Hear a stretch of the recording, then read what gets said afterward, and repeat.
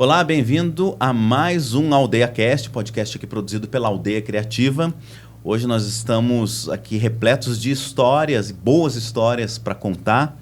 Ao meu lado aqui está o meu caro colega, o fenômeno do audiovisual sanjoanense aqui, o Vinícius Bonanoni. Tudo bem, tava com saudade. A gente sempre tem essa troca, né? Eu me ausentei alguns porque foi público, né? Meu filho nasceu, então alguns podcasts eu não consegui vir gravar, mas estou muito feliz de estar aqui de volta novamente com vocês. E hoje, né, Davi, é uma bela história, uma história, ela é formada em... Ela é médica, né, ginecologista, depois ela conta as suas especializações, a sua história de vida, e não é só sobre a saúde hoje o assunto, mas é uma história de superação de vida com a doutora Cristiane Morandim. Isso. Tudo bem, doutora? Tudo bem, eu agradeço vocês pelo convite. Seja muito bem-vinda. Muito obrigada, estou muito feliz de estar aqui, é sempre muito bom, né, levar informações e contar um pouquinho da minha história, que pode ajudar tantas pessoas que também passam por situações difíceis. Uhum. Como o Vini falou, a gente vai falar, óbvio, que de diversas questões de saúde, né? A doutora Cristiane é médica, mas também nós vamos falar um pouco de histórias de fé, de superação, né? Que eu acho que vai, com certeza, você que está nos assistindo nesse momento, seja a hora que for, você com certeza vai se emocionar e também vai se inspirar, né, no que a Cristiane tem para nos contar. Antes da gente chegar nessa história toda, eu queria falar um pouquinho do teu começo, assim. Conta pra gente, né, de onde você veio, quem é você, onde você nasceu, como é que foi tua infância. Conta um pouquinho pra gente te conhecer um pouquinho melhor, pode ser? Pode, claro. Então, meu nome é Cristiane Morandim, eu nasci em Vargem Grande do Sul, aqui pertinho. Cidade deliciosa. Muito boa, cidade pequena. A minha infância foi muito tranquila, muito feliz. Meu pai tem cerâmica, então eu cresci, né, brincando em montanhas de barro, em meio àquela... entre argila, barro. Chegava marrom em casa. Isso. Tenho 2 irmãos. E aí, então foi tudo muito bem. Minha mãe chama Isabel, meu pai chama José Luiz. E aí, com 17, 18 anos, eu resolvi, né, fazer medicina. Eu sempre gostei da área da saúde, sempre tinha esse sonho. Sempre, de criança eu queria ser cientista, então era o meu desejo. Eu adorava brincar naqueles laboratórios que a gente ganha, sabe? Aqueles... E aí eu queria ser cientista. Teve uma época que eu queria ser bailarina, não era nada de medicina. E fiz lá os balés, teatros, e depois com 18 anos eu resolvi mesmo fazer medicina. Aí que era o que você queria mesmo. Assim. Que era o que eu queria, que eu sempre gostei. Aí fiz medicina em Alfenas, depois fiz residência na PUC de Campinas, em ginecologia e obstetrícia, e depois fiz ginecologia endocrinológica na Unicamp. Aí tive 2 filhos. E aí voltei para a Vargem, onde comecei a trabalhar. Então, até esse ponto, estava tudo muito... Muito tranquilo. Muito tranquilo. Você comentou sobre essa questão da decisão da medicina, né? Para você, assim, o que você acha, né? Eu não sou da área da saúde, né? Assim, admiro... não tenho nojo de nada, tem gente que não pode ver sangue, não pode ver fezes, ver nada, desmaia, tal. Eu não tenho, mas assim, cuidar de uma outra vida é uma responsabilidade assim grande, né? E você, quando você, mesmo na faculdade, quando você começou a fazer seus primeiros atendimentos, acho que ainda em estágio, né? Quando você foi fazer residência e tal, o que você teve mais de dificuldade, que você sentiu que foi a maior... Você falou, nossa, olha como é que é isso, né, no dia a dia do médico.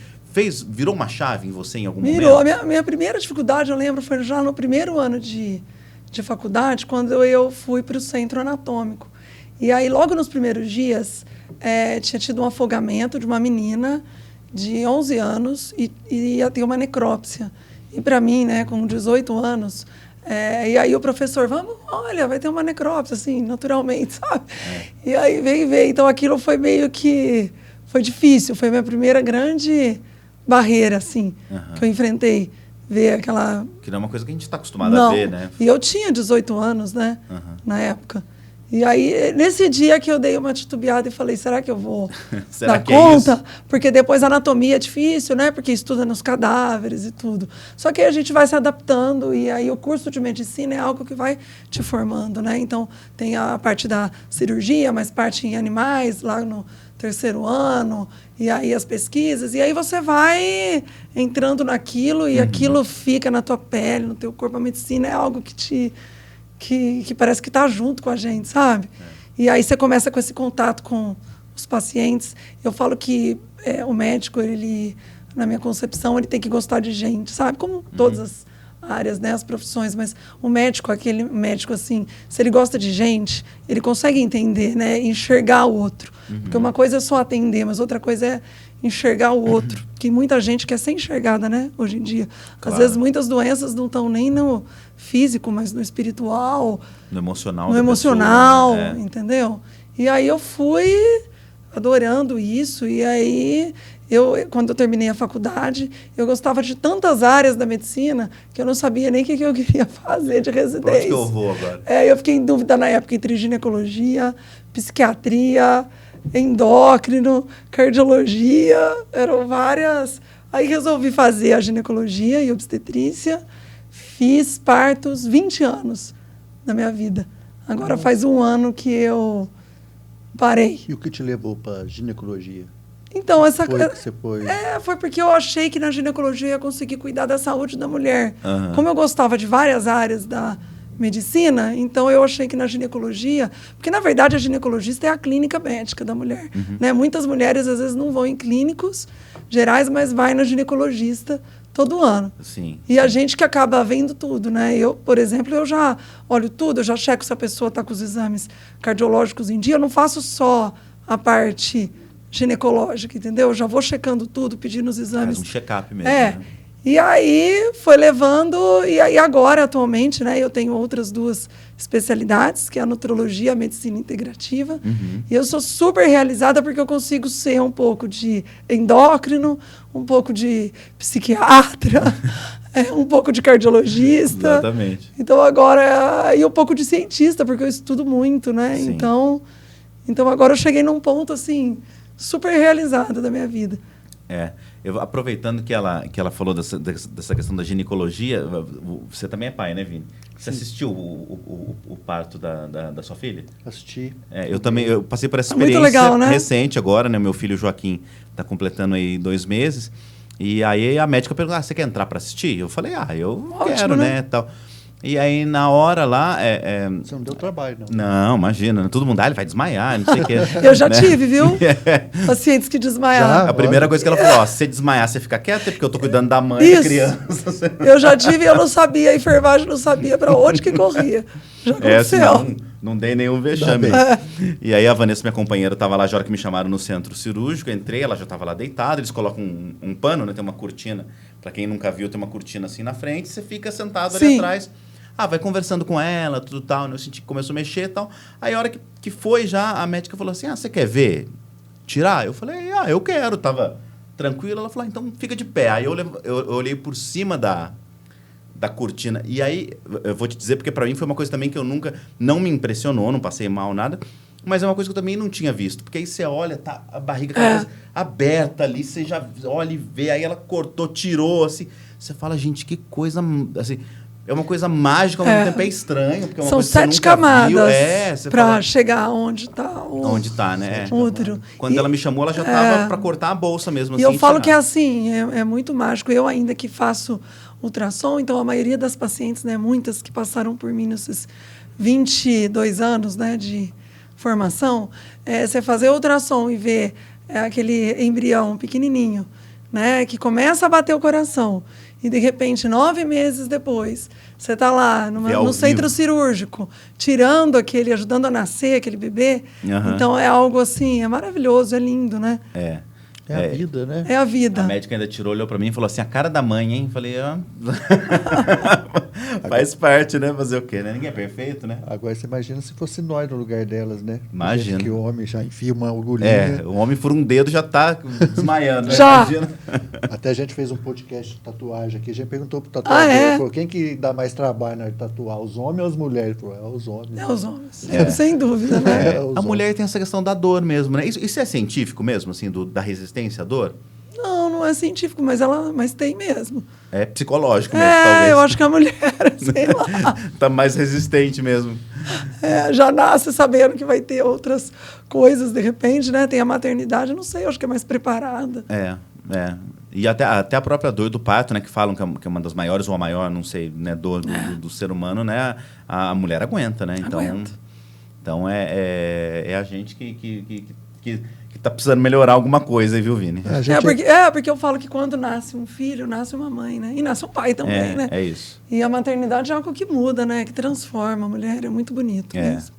É mesmo, é uma muito chave lindo. que vira É uma chave que vira. Na vida. E para você, dentro disso que nem você falou de escolher, você deve ter atendido, acho que, sei lá, centenas, milhares, será quantas mães, assim? Muitas. É isso que você falou, você acompanha o processo até ver, né? Quando tá ali naquela coisa que você olha ali, quando descobre, às vezes tem 4, 5, 6 semanas, 2 meses, sei lá, você vê ali no ultrassom, né? Até, né, a criança nascer, que você fala, nossa, agora eu tô segurando aqui aquilo que eu só via por imagem. É maravilhoso. Pro médico fantástico. também é uma emoção, assim, né? Muita emoção. Muito legal. Agora faz um ano que eu dei um tempo, porque por conta das minhas outras especialidades. Sim.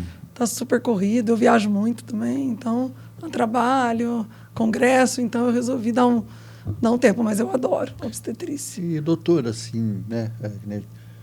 Qual que é a importância da mulher cuidar da sua saúde preventiva? Ir no ginecologista, uma vez por ano, sempre? O que você aconselharia às mulheres? As mulheres, elas, desde quando a menina começa a menstruar, né? Já deve procurar, né? A mãe já deve levá-la ao ginecologista, que é o que eu falei. O ginecologista, na verdade, é o primeiro clínico, né? Geral da mulher. E tem muitas doenças na ginecologia que podem ser evitadas. Sim. Com a prevenção. Com cuidado. Com cuidado. Por exemplo, o HPV. HPV é um vírus, né, sexualmente transmissível, que mesmo com vacina, com toda a informação que a gente tem hoje em dia ainda, ele afeta muito, ele dá muitas lesões ainda no colo do útero, que não significa que tomou a vacina, que até o SUS disponibiliza, que você está isenta, porque o HPV ele tem vários subtipos de vírus, entendeu? Então, por exemplo, o HPV ele está relacionado ao câncer de colo de útero. E antes de dar o câncer de colo de útero, ele dá várias lesões no colo do útero, que é a neoplasia NIC1, NIC2, NIC3. E demora um tempo para virar de grau 1 para grau 2, de grau 2 para grau 3, e aí que é o câncer. Que é o grau 3 é um in situ, que é só o localizado, e depois o invasivo. Então, por exemplo, com o exame de Papa Nicolau, a gente consegue detectar uma lesão que ainda não é câncer, mas que pode virar. E se for realizado o tratamento, a pessoa evita de ter o câncer. Então, isso é um exemplo, assim, que com um exame simples de Papa Nicolau, consegue evitar um câncer de colo de útero. Câncer de endométrio, câncer de mama. A gente já sabe que câncer de mama, se tiver o diagnóstico correto, tem 90% de chance de cura. E fora as outras patologias, deficiência de vitaminas. Às vezes o ginecologista que descobre, por exemplo, um diabetes, uma hipertensão, alguma outra doença. Então, assim, é muito importante, né? É saúde. Eu sempre falo que é muito melhor prevenir do que remediar. Não é? E pegando um gancho nessa pergunta do Vini aí, tem muitas doenças que a gente chama de doenças silenciosas, que é isso que você falou. Você não faz um exame, tá? Às vezes a hora que descobre, a doença já está avançada. Né? Eu atendo muitos pacientes que, de repente, estão com pré-diabetes, não diabetes. E aí a gente já faz o tratamento para que não tenha diabetes. Ou está lá com uma alteração de pressão, ou estou com, por exemplo, uma ferritina baixa, que já está com... Então, tem vários problemas que, na verdade, eu falo que tem muita gente hoje em dia que, na verdade, acha que tem a saúde. Mas, para mim, saúde... Para mim, não, né? Saúde, na verdade, não é só a ausência de doença, né? Saúde, a definição é o bem-estar completo, né? Perfeito. Mental, social, físico e tudo mais. Então, tem muita gente que não tem um diagnóstico estabelecido, mas está a caminho. Aí, de repente, a pessoa infartou de uma hora para outra, teve um câncer de uma hora para outra, mas, na verdade, há muito tempo essa pessoa não estava bem, estava com estresse crônico, estava comendo errado, estava dormindo mal, estava com uma deficiência de nutriente ou vitamina. Perfeito. Então, o corpo ele vai dando sinais. Só que, muitas vezes, a gente só olha e escuta esses sinais quando vai para o agravo, que é a saúde, né? Então, eu acho que o papel do médico é tratar a patologia, mas também, eu acredito muito na medicina que também previne antes de chegar na doença. Entendeu? Manter a saúde mesmo, Manter né? a saúde para que não desenvolva a doença. Perfeito. Né? Então, fica aí uma dica, né, Vini? Né? Para inclusive, mulheres, homens, né? Inclusive, se cuidar, né? Inclusive, só tirou a dúvida minha, porque tem a menina que vai fazer... Tem 8, né?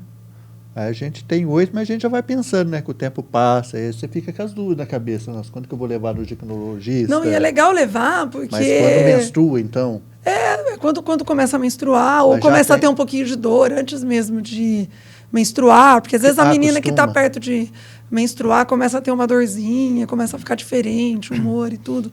E é legal esse vínculo, né, da menina, da adolescente, já com o ginecologista. Porque também tem uma orientação sexual... Tem tudo, sobre e aí né? a menina ela já vai criando esse vínculo para quando precisar perguntar alguma coisa, porque pelo menos na minha consulta é algo muito leve, sabe? As meninas têm medo, tem muito tabu, né, do ginecologista. E quando vai a menina pela primeira vez no meu consultório, na verdade é mais uma conversa, uma entrevista, eu faço um ultrassom por cima, um ultrassom pélvico, porque tem que ser criado esse vínculo, essa relação, né, da menina, da mulher com a ginecologista, porque aí no decorrer dos anos, quando forem surgindo as dúvidas, a própria menina já começa a ir sozinha.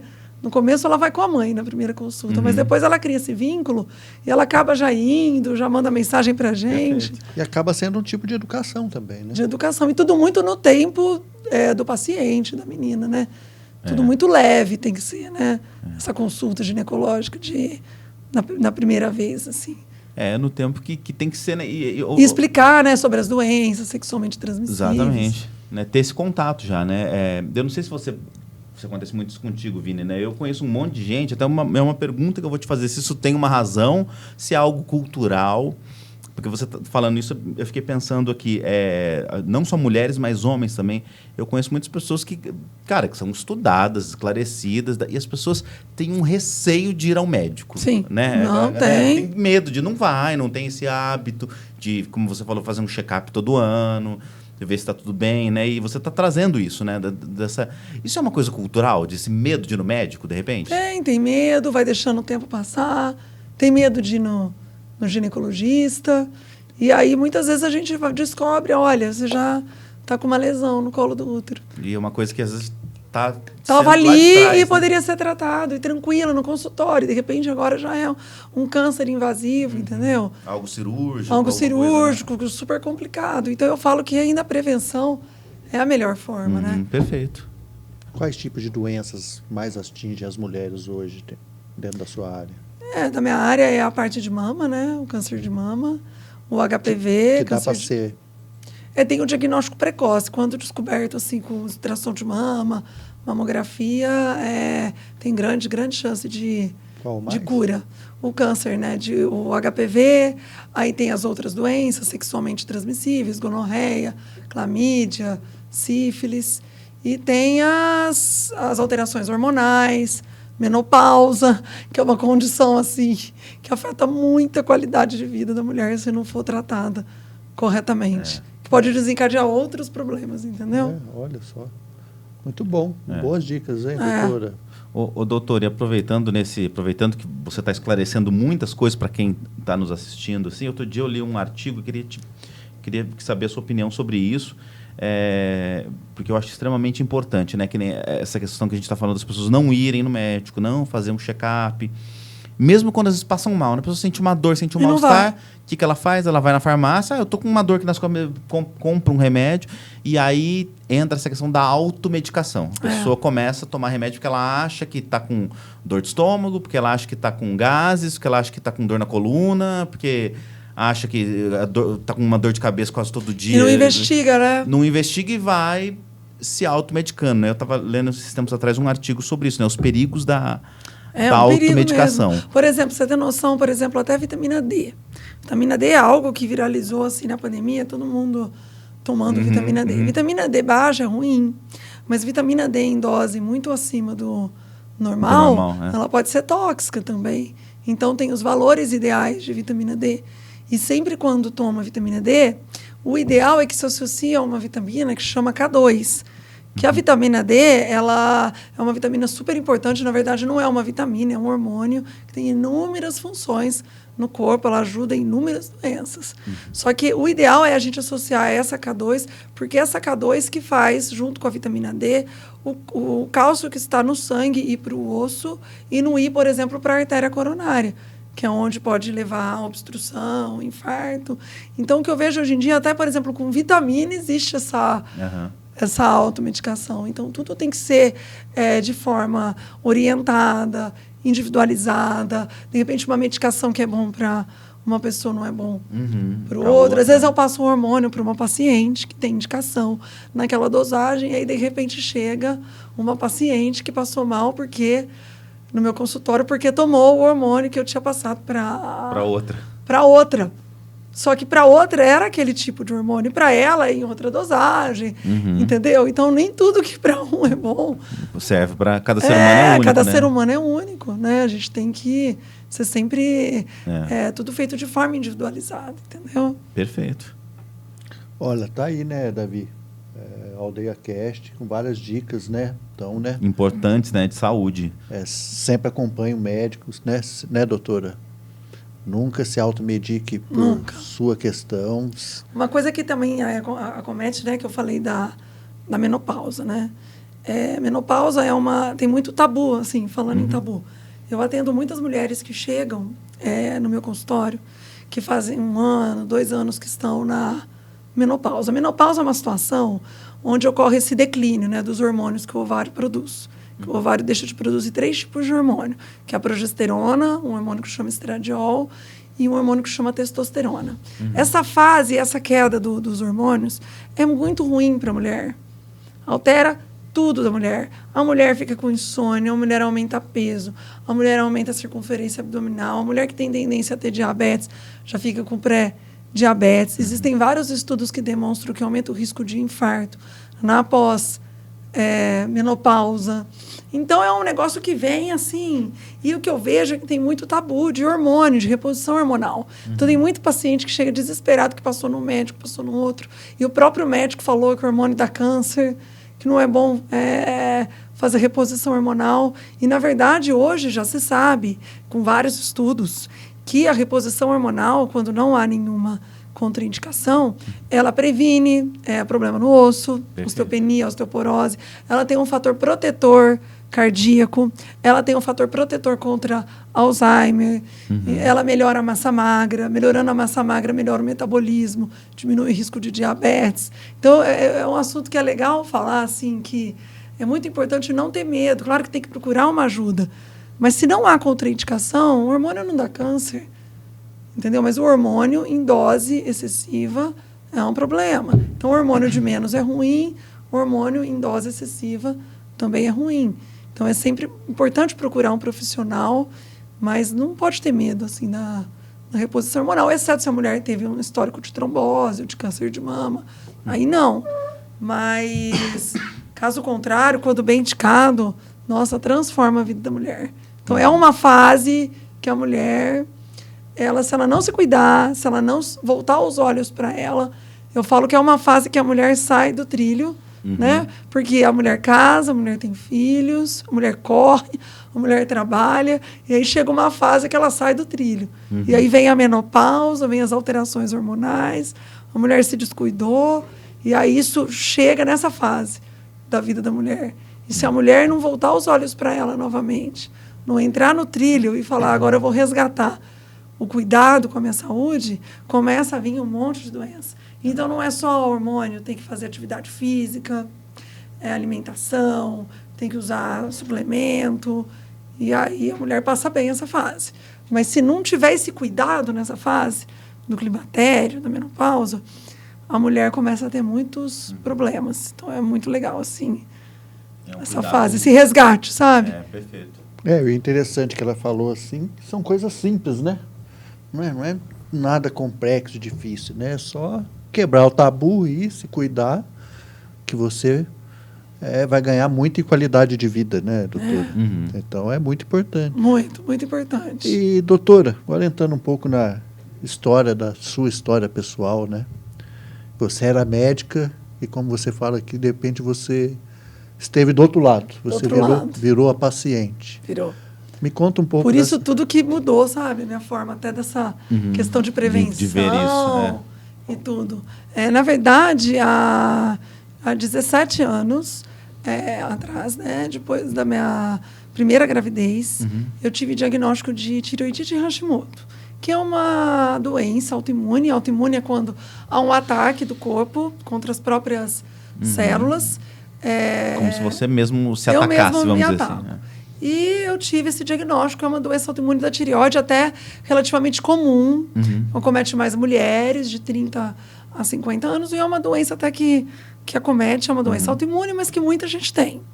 E na época, há 18 anos atrás, eu fui num endócrino, e o endócrino me falou, é só tomar um remédio da tireoide e tudo bem. E mais nada a fazer, é uma doença que dá um hipotireoidismo, mas você vai tomar um remédio da tireoide, tudo bem. E eu já era médica nessa época e não tinha essa visão da medicina integrativa que eu tenho agora. E continuei, né? Comecei a trabalhar, ir dar plantão, dava muito plantão. Foi uma época que eu cheguei em Vargem. Então, há 18 anos atrás, eu dava plantão todos os dias, quarta, quinta e sexta, sábado e domingo. Sua rotina...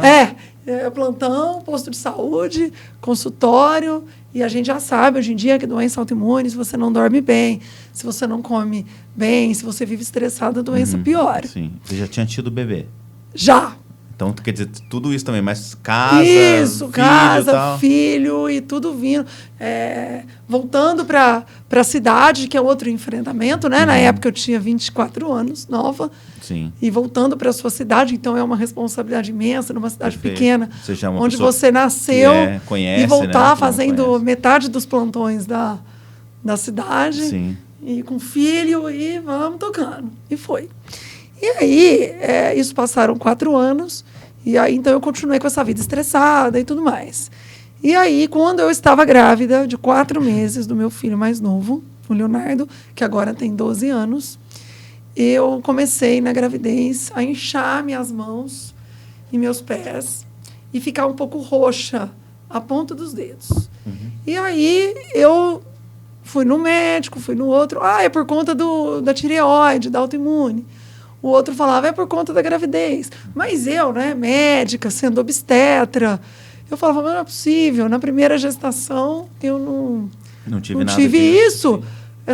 Esse inchaço estranho que aumenta, parece que aumentou um número na mão e no pé. Entendeu? Eu usava 37, passei a usar 38. A luva que eu operava era número 7, passou número 7, não entrar na mão. Mais. E aí eu comecei, né? Dor você não sentia, era só esse inchaço. É um inchaço e arroxeado, a ponta dos dedos, mas muito sutil. Fui num reumato, fui no outro reumato, fui no outro reumato. Ninguém descobria na região aqui. Até que eu comecei, mas não é possível, porque aí eu comecei a sentir que minha mão estava endurecendo. E aí... Tipo na articulação mesmo, assim. E aí, eu, médica, minha irmã médica, a gente reuniu e começou a pedir vários exames que podiam ser isso daí, coisa, mas sem ser a nossa área, né? E a gente descobriu um anticorpo de uma doença autoimune, mas até então, assim, mas o que é isso? Aí eu fui num reumatologista, até em Indaiatuba. E aí ele deu a mão para mim e falou, nossa, você tem uma doença que chama esclerodermia. eu nem lembrava. Eu lembrava da faculdade dessa doença, mas eu lembrava dessa doença. Esclerodermia é uma doença que deposita colágeno em excesso. Então, em vez de ser pouco colágeno, é muito colágeno. E tem a esclerodermia localizada, que afeta a mão, rosto, articulação. E tem a esclerodermia sistêmica, que afeta todos os órgãos internos, que é também chamado de esclerose sistêmica, também autoimune. A hora que ele deu a mão para mim, ele falou, nossa, é esclerodermia, é uma autoimune. Você está grávida? Eu falei, tô. Só de te cumprimentar. Só, assim. porque ele achou que estava espesso. Aí ele falou, vamos torcer para ser a forma localizada. Porque se for a forma sistêmica, eu não quero nem pensar. Porque você grávida é uma doença muito rara, grave, e eu nem sei o que eu vou fazer com você. E me pediu os exames. E eu lembrava da faculdade, dessa esclerodermia, que era aquela mão, já engarra. Então, eu já lembrava daquela fase final. Por isso que eu falo tanto dessa coisa do diagnóstico precoce, né? E aí, ele pediu os exames, e aí eu estava lá um dia, em pé numa loja, e a moça do laboratório liga e fala que eu estava... que deu alterado uns exames aqui, uns anticorpos que eu nunca vi. Eu falei, qual que é? Eu já sabia, né? E aí eu fui diagnosticada com a esclerose sistêmica, que é a doença, os anticorpos, né, que eu tenho é a forma mais agressiva, de pior prognóstico. Então, a doença que eu tenho, ela é crônica, ela não tem cura, ela é de caráter evolutivo, progressivo, e ela ataca pulmão, então ela dá fibrose, um endurecimento do pulmão, pode atacar coração, rim, esôfago, todos os órgãos. E o marcador que eu tenho, né, é o mais agressivo, que leva à insuficiência pulmonar mesmo. E aí foi o dilema, né? Então, para mim, foi uma fase, assim, fase mais difícil, assim, na minha vida, porque eu, obstetra, sabendo, né? A gente, quando é leigo, às vezes não sabe muita coisa, mas... o obstetra, sendo médico, obstetra, sabendo de tudo que podia acontecer. O tratamento para tentar controlar a doença, porque era uma doença de 90% de diagnóstico de mortalidade em 6 meses. Essa doença, esse tratamento matava o feto. Então, Você estava de quantos meses? 4 meses. 4 meses. Quer dizer, de repente, caiu uma cachoeira na sua cabeça. E tinha um filho de 4 anos. Entendeu? Então, é muito difícil, né? E eu, sendo da área e tudo mais, então é uma área que você pensa, e agora, né? Como é que você vai também fazer um tratamento que pode matar um filho que não tem nada? Mas, ao mesmo tempo, você tem um outro filho de 4 anos... E nessa hora você da medicina, assim, você entende o processo, né? Assim, porque, né, por mais que não fosse tua especialidade, vamos dizer assim, conforme o médico vai conversando, você entende o que ele está te falando. Entendo tudo. Enfim. E aí o médico sempre falava. Aí eu falei que eu ia levar, né, a gestação, e o médico reumato de São Paulo, que eu acompanho até hoje, falava, o teu obstetra está preparado para essa gravidez, porque a qualquer momento eu ia ter que interromper a gravidez se a doença piorasse. Então, eu fui seguindo mês a mês. E aí, graças a Deus, eu consegui ter o Leonardo. Só que aí, como eu não tratei, a hora que nasceu, quando eu estava amamentando, já com 3, 4 meses amamentando, aí a doença veio com tudo. Mais forte ainda. Muito forte. Aí ela veio muito forte. Então foram 8 meses, né? Estavam 4 meses, 5 meses, 9. Aí você ficou mais 3 meses... sem se tratar, então em 8 meses, quando vê, ela voltou. De uma hora para outra, eu acho que alteração, oscilação hormonal, e aí a doença veio com tudo. A minha mão, ela ficou assim, ó, da noite para o dia. Você vê dentro disso que você estava acabando de falar, né? Como que é rápido, né? Rápido. Foi uma infecção que eu tive de ouvido, que provavelmente ativou, porque a doença autoimune, às vezes, ela entra em remissão. Ela dá uma dormida, e aí eu tive o bebê... Alguma coisa... E aí tive uma infecção de ouvido e da noite para o dia. E úlceras, que eu tenho a cicatriz até hoje. Em todas as pontas dos dedos. Então, eu tinha várias cesáreas para fazer, com a mão cheia de úlcera. Nessa época, eu liguei para o médico que eu acompanhei, o reumato, na gestação, e ele estava viajando, estava para a Alemanha. Fui em outro colega, em Ribeirão. E esse dia foi muito difícil. Esse dia foi o momento que realmente mudou totalmente que a cadeirinha inverteu. Porque esse médico, ele ele falou para mim assim, você é médica, você era da saúde, eu preciso te falar a real. Você não tratou, a doença está muito grave e não vai ter jeito. Você vai para casa, vou te dar um paliativo, tem uma chance, que é um transplante de medula, que é um experimento que está fazendo aqui no HC em Ribeirão, mas que também tem uns estudos no Canadá fazendo, mas assim, é uma chance. É uma chance, porque você não está vendo que você está ficando toda dura, e foi falando isso para mim, e meu pai comigo na sala, eu tinha 32 anos, e minha mãe estava lá na sala de espera, com meus 2 filhos, um que eu estava amamentando, e um de 4 anos. Esse dia, gente, é muito ruim, sabe? Esse dia que você inverte o papel, e você fica tão frágil, porque assim, eu acho que essa coisa de falar, você tem tanto tempo de vida, eu acho que o médico, o profissional da saúde, ele nunca pode tirar a esperança de ninguém. Eu acho que ele sempre tem que falar a verdade, né? A gente não pode esconder nada do paciente. Mas eu acho que tem vários jeitos de falar. Um tato, né? Assim. Porque dependendo do jeito que você aborda, você acaba de matar a pessoa. É isso que eu tô pensando. Você concorda? Eu fico imaginando você nessa hora lá, com os pais, que é uma coisa que você já fica pensando. O que meu pai e minha mãe vai pensar? Já fragilizada, porque você já sabia da gravidade da doença. Com os filhos lá, que já agravava mais ainda. Você, né, imagina, se você não tá aqui, quem que cuida dos teus filhos, né? Tudo, aí o médico chega e fala, então, não tem jeito, né? Imagina a tua cabeça onde que foi. Então, isso que eu falo, eu acho que tem que ter essa sensibilidade, sabe? Em quem... na pessoa que... É um ser humano, né? Que é médico. Quando eu entrei na faculdade, eu ganhei um livro de um colega que falava médico de homens e de almas. E eu sempre tive essa sensibilidade, se enxergar o outro. Mas naquele dia, eu senti na pele mesmo o que é você ser enxergada e respeitar, até nesse processo, né? Porque se a pessoa não tiver uma cabeça firme, um apoio familiar... Nessa hora, ela deprime. E aí... Eu imagino. É o start para a evolução ruim. Eu imagino. Entendeu? E nesse dia, eu cheguei em casa e é muito ruim. É como... Estava um dia bonito, era uma sexta-feira. O dia estava lindo, mas eu enxergava tudo preto. É como um velório vivo das pessoas da tua família virem te abraçar. Perde a cor. Fica tudo preto e branco. Por conta desse... diagnóstico, desse negócio que não tem o que fazer, porque realmente eu estava toda doente.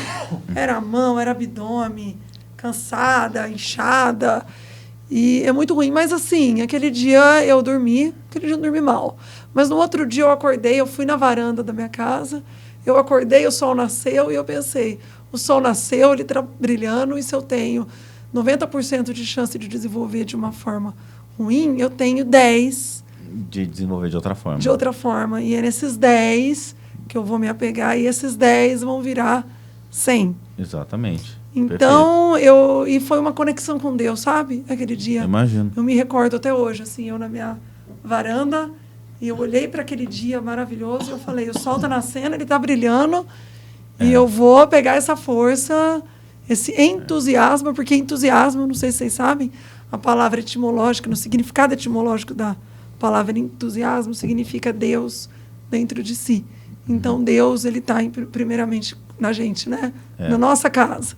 E a gente tem que ter Deus, independente da religião. Sim, perfeito. De cada um, a gente tem que ter essa espiritualidade, né? Exato.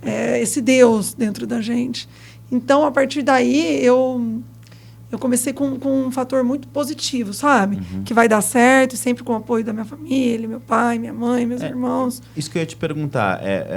Primeiro que eu concordo muito contigo, acho que é nessa hora na hora, às vezes, ali que a tempestade dá uma chacoalhada, às vezes a gente perde um pouco o rumo, que eu imagino que deve ter sido esse seu momento na hora do consultório ali. Mas acho que é a hora que a gente respira, né? E dá aquela, que nem você falou, acordei, fui lá, o sol estava nascendo... Você, né, vem aquela calmaria, acho que é essa hora que a gente enxerga um pouco Deus, assim, né? Enxerga. No silêncio. Essa hora né? foi uma, né? Depois teve um outro momento de grande conexão também. Foram 2 momentos na minha vida de uma... Sempre, eu falo que sinais existem todos os dias, essa conexão existe. Mas às vezes a gente não tá assim, com o coração e com a mente aberto, né? Para enxergar, não é? Eu sempre falo que o diagnóstico existe, mas como você lida com ele... Pode mudar, né, a evolução. E aí, eu vou te fazer uma pergunta até delicada. Você como médica e nesse momento como paciente. Você falou que teus pais estavam ali aguardando, né? Tua mãe do lado de fora e tal. Nessa hora, o que passou na tua cabeça? Nossa, vou chegar para minha mãe e dizer o diagnóstico que o médico me passou, porque você também estava abalada porque recebeu o diagnóstico. Tava eu e meu pai, né? O médico já falou. Ah, teu pai escutou tava junto? Aí na hora eu lembro que eu tava calada, meu pai falou alguma coisa e eu não conseguia nem conversar, só ficava pensando nos meus filhos. Porque a gente que é mãe, né? Agora você é pai. Sim. A gente só pensa nisso, né? Tudo os filhos vêm na frente. Você quer ver né? teus filhos crescerem, você quer... tudo, né? Eu amo viver, para mim E aí foi uma fase muito difícil, mas aí eu comecei a tratar. Então eu comecei a ter essa força para tratar. Então aí eu comecei uma quimioterapia experimental, porque aí nisso o médico que eu tratava, que estava na Alemanha, chegou e ele falou: realmente está grave, realmente a tua forma de doença é a pior que tem, que é a esclerose sistêmica. Ela começa com esse Renault, então é importante falar. Algumas doenças autoimunes começam com esse... fica roxo. Tá vendo que tá um pouquinho agora? Ó? Ela muda de cor, a ponta do dedo, no frio. Tem muita gente que tem isso sem ter nenhuma doença. Pode também acontecer. Mas é importante sempre, quando aparece isso, que normalmente é no frio ou em situação de estresse, esse arroxeamento vem e pode ser uma doença... autoimune. Importante verificar, né? E essa doença, a esclerose sistêmica, tem umas outras também, lúpus, doença de Sjögren, se elas forem diagnosticadas no começo, a chance de melhora são maiores. É maior. Então, aí comecei a tratar. Ele falou, antes do transplante, vamos tentar um tratamento com uma quimioterapia. Então, comecei a tratar no Sírio-Libanês, na parte de quimioterapia. Então, eu não estava com câncer em São Paulo. Mas era na oncologia. Então, era uma dose de um quimioterápico, porque a doença autoimune é o próprio corpo atacando. Então, por que se usa essa quimioterapia? Porque a quimioterapia, ela destrói as células, né, ruins, mas destrói as boas também. Então, a quimioterapia veio para tentar diminuir meu sistema imunológico para parar esse auto-ataque. Então, comecei a fazer essa quimioterapia todo mês.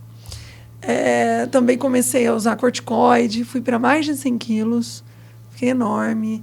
E aí dava mais fadiga. Essas doenças, a gente não sabe o que é pior, se é a doença ou se é o tratamento. Porque ele é agressivo também, né?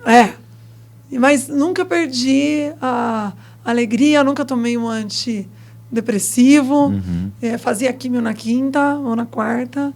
Ficava uns 3 dias mal na segunda, mesmo roxa, porque nos últimos meses eu não tinha mais veia, porque a própria quimioterapia vai arrebentando tudo. Aí eu colocava meu jaleco e ia com um sorriso no rosto atender meus pacientes, porque a medicina é algo que me move. E esse contato dos meus pacientes também, torcendo por mim, rezando, esse contato me ajudou muito. E eu também acho que, independente dos problemas que a gente tem, quando a gente se põe a atender o outro, né, a hora que a gente está lá, a gente não tem que maltratar ninguém. Não é? Descontar, porque muita gente, né, às vezes acaba falando ríspido por conta de algum problema, mas não pode, né? Sim. E aí eu estava fazendo esse tratamento, mas mesmo assim ainda não estava melhorando. Então, como eu não estava melhorando, chegou a se pensar, então, que eu iria para o transplante de medula. E aí, nessa fase, vai para o transplante, não vai para o transplante, eu fui fazer... meu pai, né, ele nasceu em Tambaú, e ele tem uma fé muito grande num padre que chama Padre Donizete. Não sei se vocês já ouviram. É muito famoso, muito conhecido, né? E meu pai foi batizado por esse padre. Ele veio, né, de Tambaú. Meu avô, o pai dele, tocava na banda do Padre Donizete. Tem toda uma relação com o Padre Donizete. Quando eu tive esse diagnóstico lá no consultório, meu pai ficou apavorado, saiu sozinho de casa e foi andando a pé para Tambaú. Só ele. Pedindo para o Padre Donizete interceder. E quando a gente viu, estava meu pai indo para Tambaú. E aí foi passando o tratamento e tudo. E quando eu estava nesse tratamento e tudo mais, meu pai falou, vamos num caminho, vamos fazer o caminho da fé, de Vargem. A gente fez o nosso caminho da fé, que é de Vargem a Tambaú, pela estrada de terra. E eu falei, vamos. Então a gente dividiu em alguns dias, porque não tinha condição de ir direto, estava fazendo tratamento, usando várias medicações. Então, de jeito eu saí de Vargem para Tambaú. Perfeito. Então a gente dividiu em vários dias. Teve um dia que a gente estava num trecho entre Casa Branca e Tambaú. E estava eu e meu pai lá, um dia muito bonito. E aí a gente estava lá andando na estrada de terra, quando milhares de borboletas brancas, todas do mesmo tamanho, surgiram. No meio do nada. E foi, assim, uma situação de imensa leveza. Sabe uma sensação de você estar sendo cuidado, de você estar sendo acolhida, de você estar sendo ouvido, e o sinal, assim, vai em frente, que a gente está carregando você no colo, vai dar certo. E aquelas borboletas lindas foram andando, assim, uma boa parte do trajeto. E a gente olhou um para a cara do outro e não acreditava, sabe? Que aquilo estava acontecendo. Eu falo que para muitos borboletas podem ser só borboletas, mas para a gente aquelas borboletas e aquele sinal que foi um sinal assim de paz, uma coisa que não dá para explicar. Foi assim, a gente olhou um para o outro e falou, nossa, é um sinal, né? Eu acho que o padre veio aqui e falou, tô com vocês. E realmente, depois daquele dia, tudo começou a melhorar, o médico mudou um outro tratamento para mim, começou a dar certo, e minha vida pessoal também melhorou, e aí tudo foi melhorando depois daquele dia. Eu também resolvi, depois de tudo isso que eu passei a fazer, né, por isso que eu fiz a nutrologia e a medicina integrativa, para entender melhor esse processo de saúde, doença, por que eu tive uma doença autoimune, por que eu tive outra, o que estava errado. Eu poderia ter evitado essa segunda doença autoimune, entendeu? E aí eu fui estudando e entendendo tudo isso, e agora, diante de todos esses estudos, a gente já sabe que a doença autoimune ela tem um fundo muito grande de estresse, a pessoa já tem uma genética para doença autoimune, mas ela pode ser ativada ou viver a vida inteira silenciada. Realmente, eu estava passando por um período de estresse crônico, eu estava trabalhando demais também, dormia pouco, comia mal, tinha intolerâncias a leite, a glúten, desde a infância, e agora, depois de todas essas especializações, a gente já sabe que essas doenças, elas alteram o intestino. Quem tem essa doença, normalmente, começa lá na infância com uma alteração da permeabilidade do intestino, com essas intolerâncias alimentares. Não que todo mundo que tem intolerância vai ter uma doença autoimune. Mas está relacionado. Mas a gente já sabe que a maioria das pessoas que tem doença autoimune começa com uma intolerância, que pode ser a leite ou a glúten, que dá um estado que chama intestino permeável, intestino inflama. Então, aumenta essa produção de anticorpos, enfim. Depois de tudo isso, eu comecei a estudar todos esses processos, e fazem 6 anos que eu não tomo mais medicação alguma. E eu faço de 6 em 6 meses meus exames de tomografia e função respiratória e tudo mais, e eu tenho os anticorpos positivos da doença no sangue, mas eu não tenho mais o ataque da doença. Entendeu? Então, e sem usar medicamento. Mas eu não uso medicação, mas eu me cuido, entendeu? Então, agora eu evito os alimentos que alteram meu intestino. Tem algumas vitaminas, por exemplo, a vitamina D é um grande aliado em doença autoimune, entendeu? Não numa dose normal, que é para a população normal, 30. Para doenças autoimunes, a gente considera de 60 a 80 o nível que tem essa função de melhorar a autoimunidade, junto com outras vitaminas e atividade física e tudo mais. E interessante a sua história, né? Tipo assim, esse momento seu, você teve com seu pai, que essas borboletas apareceram. Para você foi ali que mudou alguma coisa. Espiritual, né? Foi uma grande conexão. Tem também. até um quadro, né? Tem. Aí, meu pai, ele fez uma igreja no sítio, na chácara dele, no sítio. E primeiro ia ser uma capela. E aí, ele, no final, a hora que estava lá, já estava até traçado lá onde ia ser a capela, ele falou, não, vou fazer uma igreja um pouquinho maior, que eu acho que, quem sabe, outras pessoas vão querer vir. E aí fez uma igreja lá, que chama Padre Donizete, é a primeira igreja Padre Donizete no Brasil. Então, a gente dedicou essa igreja às causas das doenças autoimunes. E tem um quadro lá que ele pediu até para um artista aqui de São João pintar, que lá no quadro está eu e ele com as borboletas. Nesse Entendeu? momento. E esse quadro a gente deu o nome a certeza da acolhida. E o Padre Perfeito. Donizete era o apóstolo da acolhida. Eu tenho a foto dele, eu vou colocar. Coloca. É maravilhoso o quadro. E depois do quadro, meu pai estava um dia... Meu pai é empresário, né? Mas teve um dia que ele estava muito inspirado. Essa história toca ele, emociona. Toda vez que ele fala, ele chora. E aí ele estava um dia lá na casa dele e veio umas ideias e ele começou a colocar no papel e ele escreveu, ele compôs uma música que chama O Milagre das Borboletas.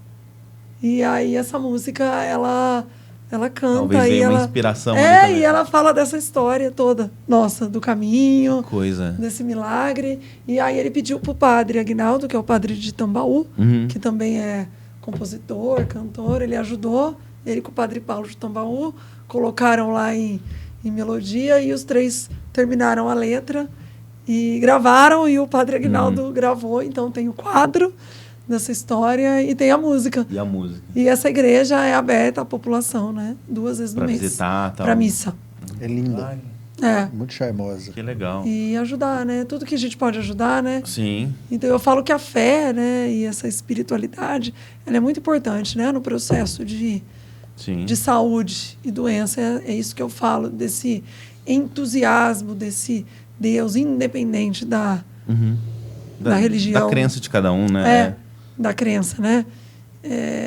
E enxergar os sinais, né, que a vida dá. Às vezes a gente está tão fechado para tudo, tão deprimido e não enxerga, né, todos os sinais que Às vezes está mais perto do que a gente pensa, né? Deus às vezes está do lado ali, a gente está, o que você falou, a gente está tão atarefado nas coisas, né? Ou deprimido, aí você às vezes não enxerga, né? Uma coisa assim,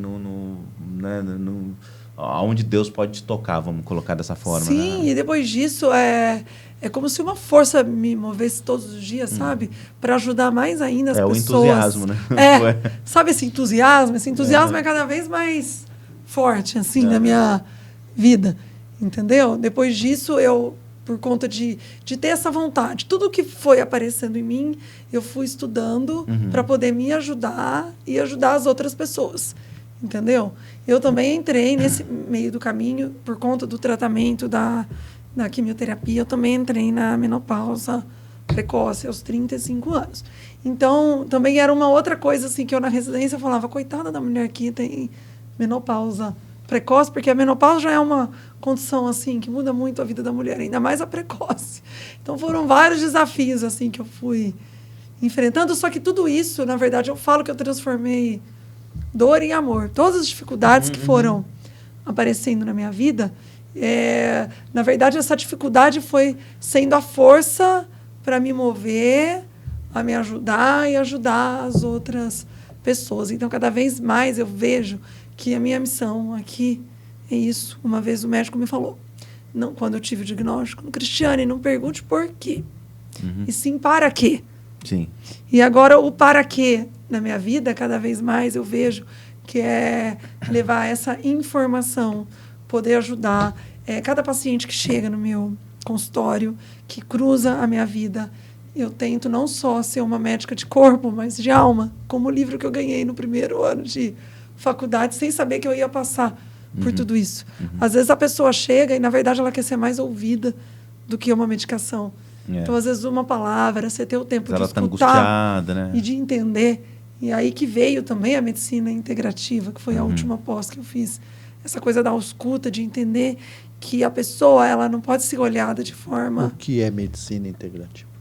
Isso, é o cuidado do paciente como um todo. Ele não é só aquela doença, ele não é só a parte ginecológica. O paciente é tudo né? Por exemplo, às vezes vai uma paciente lá com candidíase vaginal de repetição. E, na verdade, por trás daquilo lá, então, para muitos, ele vai passar um remedinho, um antifúngico, uma pomada. Mas, na visão integrativa, eu vou passar isso também. Integrativo não é alternativo. Mas eu vou entender que o que está por trás daquilo lá não é só um probleminha. Será que essa paciente, que ela não melhora por conta de um estresse crônico que dá isso? Será que é alguma medicação que ela está tomando? Será que está faltando ferro, está faltando vitamina D, está faltando zinco? Então, na verdade, o paciente ele tem que ser olhado de uma forma integrativa. Ele não é só aquele órgão, aquele órgão, aquele órgão. Ele é tudo. E ele também é mente, ele é emoção. E a gente tem que olhar para as emoções, né, do paciente e fazer essa ausculta, entendeu? Você até fala aqui que, às vezes, simplesmente uma palavra de apoio. Né? Porque, às vezes, a mente adoece também a pessoa. Você acredita nisso? Eu acredito que a gente, como profissional, a gente tem que ajudar a transmitir esse entusiasmo para o paciente.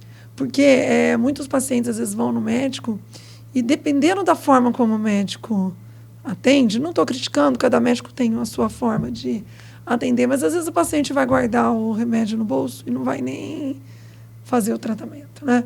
E, de repente, como você acolhe e explica, aquele paciente sai tão animado. Eu atendo a maioria das pessoas, das mulheres, né? A maioria mulheres, mas eu atendo homens também, nessa outra área.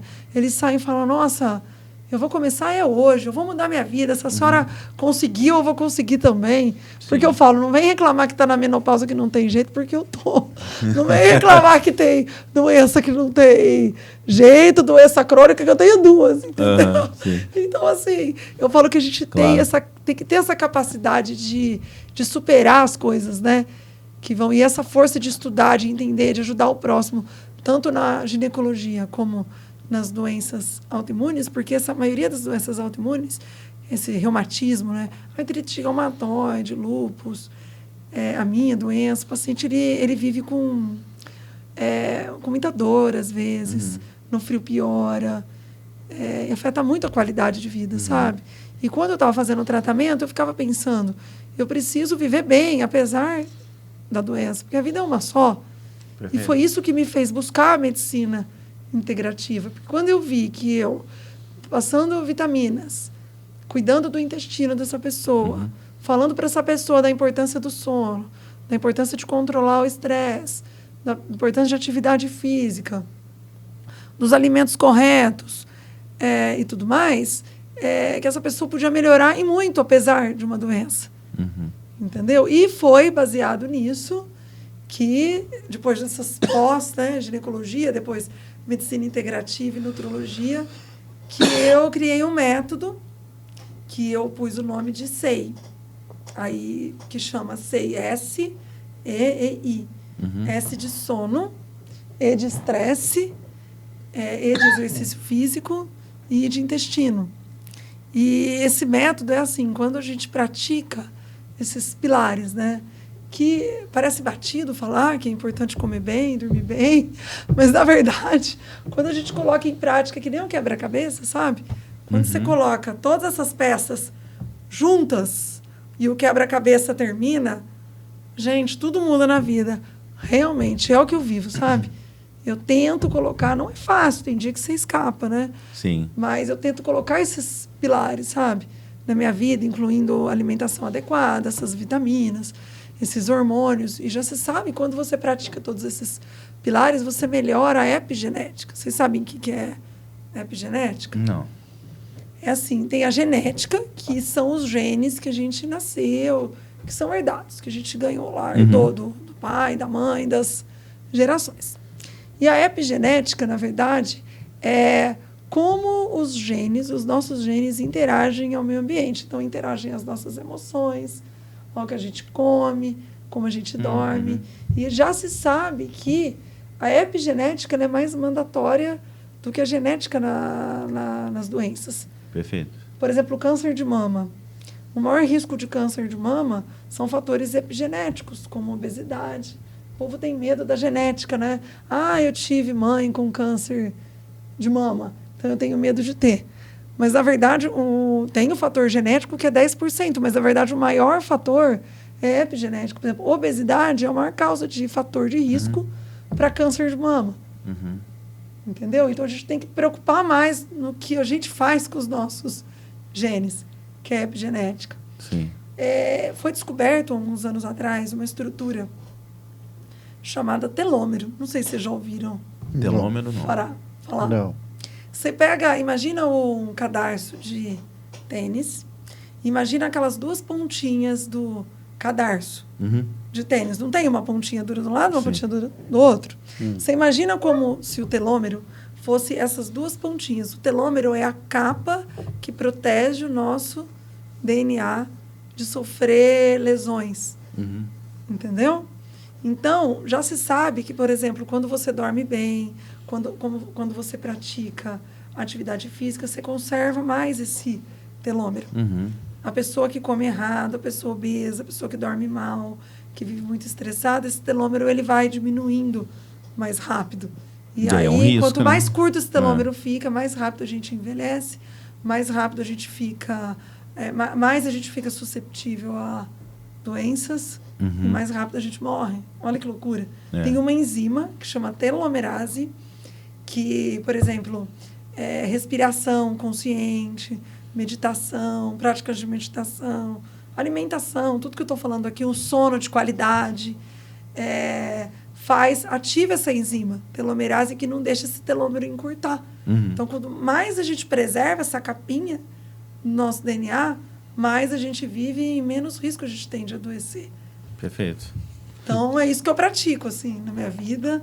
E é esse método que eu tento também passar para as pessoas, sabe? Claro. No meu consultório. Então, quando a pessoa chega no meu consultório, ela preenche um questionário de muitas perguntas, mais de 80 perguntas, sobre todo o funcionamento do corpo. Então, como é que está funcionando o intestino, se tem enxaqueca, se tem inchaço, tudo, se tem azia. Você aplica no seu consultório. Aplico, entendeu? Que foi baseado no método que eu criei. Então, com esse questionário que a pessoa já preenche na sala de espera, com todas essas perguntas, se tem dor, se tem inchaço, se está estressado, se bate a perna. Então, se acorda Fala com o pé cansado. tremendo, né? Se acorda cansado. Porque às vezes a pessoa acha que dormiu 8 horas, mas acorda cansado. Na verdade, ela dormiu, mas não atingiu a fase ideal do sono. Não teve um sono de qualidade. Não teve que a o gente sono fala. de qualidade que tem que passar. Tem o sono REM, o sono não REM. Ah, é? O que é Olha o lá, sono? Por isso que você anda acordando cansado. É Então, isso. Às vezes a isso pessoa acha mesmo, que dormiu 8 horas, mas está lá no outro dia cansado, mal-humorado. E isso acontece. Ô, doutora Cristiane, e quanta gente não escuta, né? Chega e fala, nossa, ontem parece que eu dormi tanto, mas nossa, queria dormir mais até na hora do almoço. Fala, mas não é possível. E aí é isso, né? Não é a quantidade de horas, né, que a pessoa dormiu, vamos dizer, Não. a qualidade daquele sono que ela teve. A qualidade, porque tem Viu? vários ciclos. Aprende a dormir. Ele está preocupado. A gente tem 5 ciclos de sono que vão se repetindo ao longo da noite. Então, nas primeiras horas do sono, determina mais um sono que chama não REM. Então, é onde são produzidos vários hormônios e onde também faz é a lixeira do corpo. Tudo que é ruim, a partir de limpar toxinas, entendeu? E a segunda metade é o sono REM, que vai predominando, que são movimentos repetitivos oculares, por isso que REM, que é onde fixa a memória, tudo mais. Se a pessoa não passa por essas fases do sono, ela pode ter problema de memória, ela pode não conseguir aprender direito, uma criança pode não crescer direito, porque no sono de qualidade produz hormônio de crescimento, produz testosterona, entendeu? Então, às vezes, a gente pega pessoas com 40, 50 anos, homens com muita baixa de testosterona, por exemplo. E, às vezes, essa pessoa vive num estresse crônico, não está dormindo bem, não produz esse hormônio. Esse é o método, é tudo meio interligado, Tudo interligado. E para a gente começar bem, dormindo, né? Eu falo que são vários fatores. Para você dormir bem, você tem que acordar bem. Então, a primeira coisa que eu falo quando a pessoa acorda, ela tem que abrir a janela, ligar a lâmpada e fixar um pouquinho, assim, uns minutos na luz solar. Porque isso faz com que diminua a produção de melatonina e já ative a serotonina. Entendeu? Só de abrir a janela e já acordar mesmo. Já acordar. E o cérebro ele tem que entender que ele está acordando. E aí, começar o dia, de repente, fazer já uma atividade física de manhã. Quem tem problema com sono, é melhor evitar à noite. Você tem que fazer dia de manhã. E vai passando o dia. E aí, em casa, a hora que chega, o ideal é que na sala de visita, na sala de televisão, nos quartos, o ideal é que seja luz amarela. E, por exemplo, ambientes de cozinha, assim, que precisa, nesse ambiente, luz branca. Mas em ambiente, assim, de relaxamento, de tudo, tem que já ser luz amarela, porque o nosso cérebro ele tem que entender que depois das 6 a luz está diminuindo, para começar a produção de melatonina, que é o hormônio que ajuda a gente nesse sono de qualidade. Então, se você deixa tudo no branco, demora muito para o cérebro entender que ele tem que começar a parar de produzir serotonina e produzir melatonina. Entendeu? Por exemplo, 3 horas antes é melhor evitar comer. Então, comer 3 horas antes de dormir. Porque se comer e já dormir, pode atrapalhar a digestão e atrapalhar esse sono de qualidade. Bebida alcoólica também. Se for tomar, também 3 horas antes de dormir. Muita tela hoje em dia, né? Tá tendo muito problema com tela. Todo mundo no celular, Nossa, até pessoa, na hora de dormir. A pessoa deita ali olhando, né? Ou respondendo então, isso recado. é um grande problema para alterar a produção de melatonina. Tem uma luz, né, azul, que você pode, de repente, pôr aquela função sono, já melhora um pouco, entendeu? Mas a gente tem que já ir... O ideal seria 2 horas antes de dormir, desligar celular, computador. O cérebro ele tem que ir entendendo. Na caverna, no tempo da caverna, eles não acendiam uma fogueira, que era amarela. Então, por isso, entendeu? O cérebro da gente tem que entender... que está escurecendo. A TV também entra nesse processo de não ficar assistindo nada? Não, até a TV é melhor que tela, mas a gente tem que escolher o que a gente põe na TV. Porque se a gente assistir filme de muito terror, filme muito de ação, coisa de tiro, o nosso cérebro ele não consegue entender o que é verdade e o que é mentira. Então, se a gente assistir filme de muita tensão, guerra, muito assim, aí pode agitar o sono também. Então, são várias coisas, entendeu? E tem muita gente, e tem alguns suplementos, como magnésio, que ajuda muito no sono, chás. E tem muita gente que, antes de fazer tudo isso, já começa tomando remédio para dormir, indutor de sono. Não que eu seja contra, mas eu acho que a gente tem que tentar tudo isso antes. Porque esses remédios, eles acabam afetando essas fases do sono. Então, a pessoa dorme, mas às vezes ela não aprofunda no sono. E não passa por essas fases, e acorda cansado. Entendeu? E na hora de dormir tem que deixar ele tá tudo... Pensadinho. Ele tá... Ele tá fazendo uma autoanálise. Você não tá... Como é que tá eu acho que eu vou ter que te aplicar o método 100. Vai ter que dar uma consulta. Vai ter que me atender lá. aqui Amanhã eu vou mesmo. te levar lá. Então, tá precisando, viu? Não, mas Entendeu? E para dormir tem que ser tudo escuro. O ideal. Eu gosto. Tem gente que gosta de deixar alguma luz acesa e tal. Eu sou do escuro. Isso atrapalha. Também. Porque tudo ajuda escuro. a produzir melatonina também. Nossa. Esse negócio de respirar consciente também. Vocês não sabem como é bom, sabia? Como é importante para a saúde. Dentro disso, o doutora Cristiane, o estresse que a gente está falando aqui, ele é realmente um vilão atualmente? Porque só que a gente escuta que, tô estressado.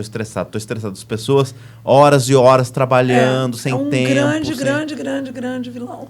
Quando a gente fala estresse, não é aquele estresse agudo, sabe? Quando você bate um carro, um cachorro te morde. Que é daquele momento, né? Daquele momento. Um ladrão te rouba. O estresse agudo, a gente precisa dele até para se defender. Ele vem lá do tempo de caçar e tudo mais. Então, é até saudável, porque ele faz esse movimento da gente de luta e fuga, de um cachorro tá vindo, você foge, vai bater um carro, você desvia. Então, a gente precisa disso. Emoção, assim. Né? Então, isso não é o problema. Quando a gente fala estresse, é o crônico. É aquele de trabalhar em demasia todo dia, de dormir mal, de trabalhar num trabalho que não gosta, de viver um relacionamento ruim, né? Quantas pessoas vivem um relacionamento ruim e acabam, por comodismo, ficando nesse relacionamento. Isso também é um grande fator de estresse. Então, essa coisa de trabalhar no que não gosta, de não ter tempo para nada, de fazer tudo correndo, sabe? A pessoa não tem tempo para ela mesma, né? Vamos dizer. Não tem tempo para ela mesma. E não muda coisas da vida. Eu falo que esse método SEI, ele diz muito disso também, sabe? O SEI veio de, assim, de você saber a importância que você tem na sua vida.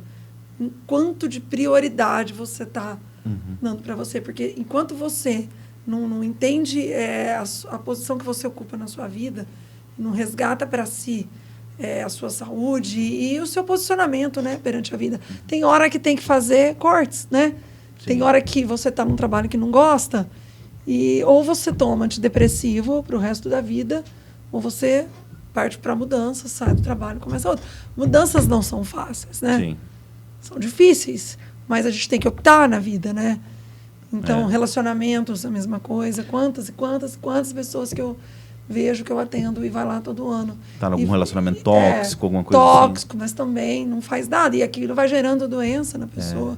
E quantas pessoas não ficam anos, né, nisso? Ou no trabalho, ou no relacionamento, ou enfim, nessa vida tóxica, vamos dizer assim. E a pessoa crônico continua, né? E continua. E o estresse crônico, ele provoca alteração do cortisol, de adrenalina. Então, a alteração de cortisol, que é um hormônio da adrenalina, ele provoca, por exemplo, oscilações desses hormônios, ele aumenta índice de diabetes, de hipertensão. Então, entendeu? Quando a pessoa fala que está lá hipertenso e infarta, tudo começou anos antes. Só que eu sabia disso, só que eu não dava bola para isso. Eu achava só que era balela. Entendeu? Eu fui entender quando isso chegou a mim. Então, eu já tinha tido uma doença autoimune, continuei com os mesmos fatores estressantes da minha vida, trabalhando demais, e várias dessas coisas, não dormindo bem, e não mudando a alimentação, e achando que, não, eu sou nova, eu vou ter outra doença. Entendeu? E quando eu entendi que... Aí veio a outra, e eu falei, e eu atendo paciente que tem 5, 6 doenças autoimunes. Porque não muda e vai aumentando as doenças. Porque um fator que deu uma doença autoimune pode desencadear outros. E tem o diabetes, tem outras doenças, hipertensão. Então, tudo antes de dar a doença, o corpo, ele vai dando sinais antes. Entendeu? Então, a pessoa começa a aumentar peso, a pessoa está ansiosa, todo mundo, né?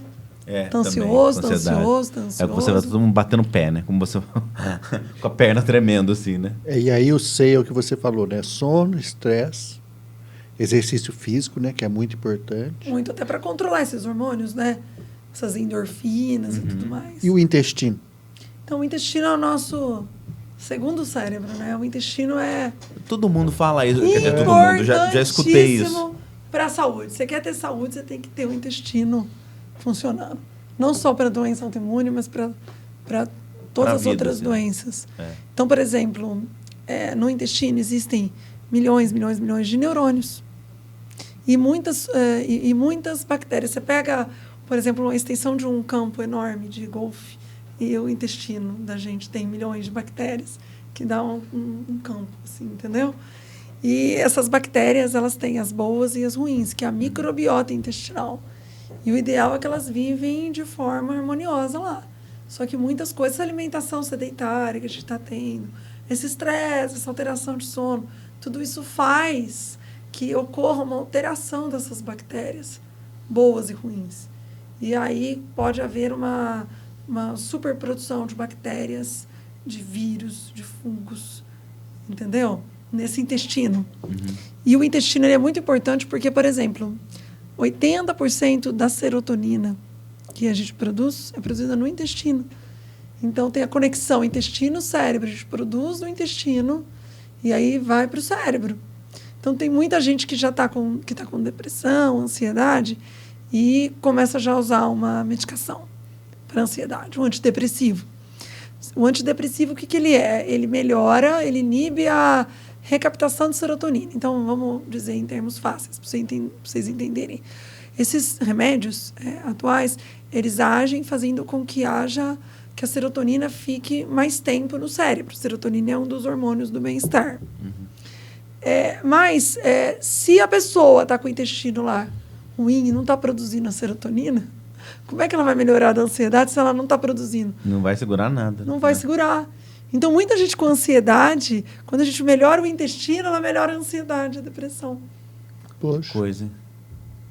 Entendeu? Tá tudo... Isso que você falou da questão integrativa, né? Tá tudo ligado, Tá né? tudo ligado. Então, por exemplo, se você tem uma má absorção intestinal, por conta dessa... Às vezes, dependendo de que você vai comendo, você vai gerando uma inflamação no intestino. O intestino da gente é que nem uma peneira. E aí, essas intolerâncias que muita gente tem e tudo mais, ela sabe que tem intolerância e continua. E continua a comer. E tem essas distensões abdominais e continua. Aí o intestino da gente, imagina essa peneira cheia de furinho. Aí é como se esses furinhos, eles abrissem. E aí, nesses furinhos, eles não absorvem as vitaminas e passa bactéria, passa vírus. É onde ativa as doenças autoimunes, onde também pode haver uma falta de absorção de vitamina. Então, eu atendo muita gente que nem sabe que tem, e nesse questionário que eu faço, como já pergunta assim, se está se sentindo estufado à noite, inchado, se tem dor de cabeça, inchaço nas mãos, tudo isso pode ser alteração de intestino. Entendeu? E quando a gente identifica os alimentos e a pessoa começa a melhorar isso, a pessoa começa a melhorar. Todos esses sintomas que, na verdade, não tinham a ver com o intestino, entendeu? Quais dicas a senhora dá para uma boa alimentação para o intestino? Então, comer bastante fibra, que são os alimentos pré-bióticos, né? Muita fibra, aveia, legumes, frutas e, por exemplo, muito álcool, muita gordura, tudo isso afeta o funcionamento intestinal. E avaliar, sim. Tem muita gente que acha que não tem problema, mas na verdade se sente Ele já estufado. Tá no churrasco, na cerveja. Dorme mal. Tudo, né? Dorme mal, come mal. Meu Deus do céu. Mas é engraçado como uma coisa vai ligando a outra, né? Agora que você está falando, que é bem isso, né? Mas hoje, a maioria, né? Todo mundo vive estressado, todo mundo usa tela, todo mundo correndo. E a maioria, assim, esse questionário, até 20 pontos significa que a pessoa está bem. Mais de 20 pontos significa que tem já uma inflamação, que a gente fala. Inflamação não é inflamação de inflamar. A inflamação que a gente fala é que você está tendo uma inflamação. Você pode estar tendo uma gordura no fígado, um problema intestinal, vários outros sintomas que podem dar um problema de saúde depois, que é a inflamação de baixo grau. E que é crônico, né? Que vai te levando a doenças no futuro. Então, às vezes, nesse questionário, aí a pessoa está sentindo tanta coisa e ela nem percebe como ela está. E, às vezes, a gente já consegue um caminho aí. E já consegue identificar se a pessoa tem intolerância alimentar ou não. Entendeu? Eu, por exemplo, eu tenho um problema com leite e um problema com glúten. Então, se eu como alimentos com leite e glúten, no outro dia minha mão já dói, já descama, Então, não é legal mesmo para mim, entendeu?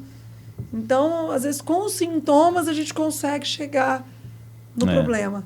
Então, no intestino produz esses neurotransmissores, o intestino é responsável pela nossa imunidade. Então, o intestino, assim, é muito, muito importante. Que às vezes tem isso também, né? A pessoa às vezes não tá com a imunidade legal, que você falou, tá estressada, dormindo mal, tudo vai ligando, né? Aí come mal porque tá na correria, então come vou falar desse jeito, né? Come qualquer porcaria, aí, né? Né? Não é uma comida que é preparada, com né, tal, come um chocolate, acho que jantou, né? Aquela coisa assim, né, tal. E as pessoas nem percebem, né? Nossa, tô com o intestino preso, não tô indo no banheiro. Então, por exemplo, se a pessoa está com o intestino preso, se a pessoa está com o intestino solto, que dependendo do que come, tem diarreia ou estufa, então já é um sinal de alerta que está acontecendo. Que algo já não está bacana, né? Alguma coisa, entendeu? Que você falou, né? Tá com uma dor, algum mal-estar, alguma coisa, né? Teu corpo já... É como se o corpo já estivesse dizendo, tem coisa errada aqui, vamos olhar aí, né? Então. E muitas vezes aí as vitaminas também, com esse intestino que já está inflamado, não são absorvidas, entendeu? Então tem muita gente hoje em dia com ferro baixo, com vitamina B12 baixa. Vitamina B12 é uma vitamina muito importante para a memória. Ela faz parte da estrutura da bainha de mielina, que é a capa que envolve, sabe? Os neurônios. Então, às vezes, uma vitamina B12, que você melhora a dose dessa vitamina, melhora o índice de ferro, melhora o índice de vitamina D. De repente, a pessoa está lá com o nível de testosterona baixo, até por conta do estresse e tudo mais. Então, são coisas que eu estou falando, é o quebra-cabeça. Que aí você melhora aqui, você repõe uma vitamina, você repõe um hormônio que está deficitário e a pessoa começa a animar. Porque muitas vezes também a pessoa não consegue fazer exercício e não consegue nada. Eu atendo muitas pessoas no meu consultório que chegam lá com uma fadiga extrema, nenhuma doença estabelecida, mas chega lá com uma fadiga extrema, cansada, dormindo mal, e não tem nem força para começar um exercício. Então, é uma coisa assim que pessoa não demora, tá é uma bem, consulta né? demorada, essa consulta integrativa. Porque aí eu tento entender o que está acontecendo e a gente começa o quê? Então, vamos repor. Está entrando na menopausa, o homem às vezes tem deficiência de testosterona também. Então, a gente tem que identificar. E às vezes, na hora que a gente repõe essas vitaminas, organiza esses hormônios, a pessoa começa, ai, pá, agora eu tô mais motivada, então agora eu vou começar o exercício. Aí, começando o exercício, a pessoa começa, eu vou melhorar a minha alimentação. E aí ela começa a dormir melhor. Uma coisa vai levando a outra. E aí o intestino melhora também. Hoje em dia tem bactéria do bem. Se a pessoa tem bactéria, muita bactéria no intestino, tem tratamento, tem exames que identificam. Então, na hora que a gente começa a tratar tudo isso, aí ela volta para o trilho de novo e melhora. Eu falo que não é fácil, né? Eu falo que eu, né, com essas duas patologias, apesar de eu estar super bem, graças a Deus, eu falo que é uma corda bamba, assim, a gente vive. Eu pratico esse método na minha vida, mas às vezes a gente fica estressado, né? Às vezes a gente corre também. Claro. Às vezes a gente acaba comendo A gente alguma coisa. é humano, né? Só que eu falo que o importante é a hora que você cai pro lado de cada corda, você respira de novo e volta, não é? Então tem dia que eu falo, não, tá demais, para, recomeça, desliga e liga de novo. Não é assim? Porque às vezes a gente vai empolgando, né, nos afazeres da vida e começa uma coisa ou outra e de repente você vê e você está fazendo muita coisa de novo e aí às vezes você tem que voltar. Por isso, se for respirar. parar para pensar, os nossos avós comiam melhor, né? Que eu lembro que a minha mãe, meu pai plantava milho em casa, fazia tudo em casa, né? Hoje, se deixar, a gente vive de enlatado mesmo, de coisas esse o prontas. problema, essa coisa industrializada, esses alimentos com muito sódio. A gente fala do glúten, né? Muita gente fala, mas os nossos antepassados comiam glúten. Tanta gente hoje em dia, né, tem problema com glúten. Os nossos antepassados comiam glúten. Glúten veio, né, da vida inteira. Só que não é um glúten modificado, né? O glúten que a gente come hoje em dia é um glúten totalmente mudado, modificado. Não é aquele mesmo glúten que os nossos antepassados comiam. Então tá tudo muito industrializado, né?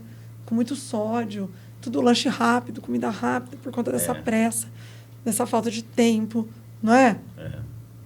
E aí não é uma comida que é feita, né? Não vou dizer adequadamente, né? Ela até é feita adequadamente, questão de higiene e tudo, mas o que você falou é muito rápido e é um alimento que já é processado, que ele é industrializado, que ele é, né, diferente. Você vai comprar, como o Vini está falando, os avós plantavam na horta e comia ele fresco, né? Uma salada, uma coisa ali que, né, um baixo agrotóxico, não tinha nessa igual tem hoje, né, por exemplo. Hoje é tudo pronto, né? Tudo. Eu falo para os pacientes, tentam pensar que vocês têm que descascar mais e desembalar menos, entendeu?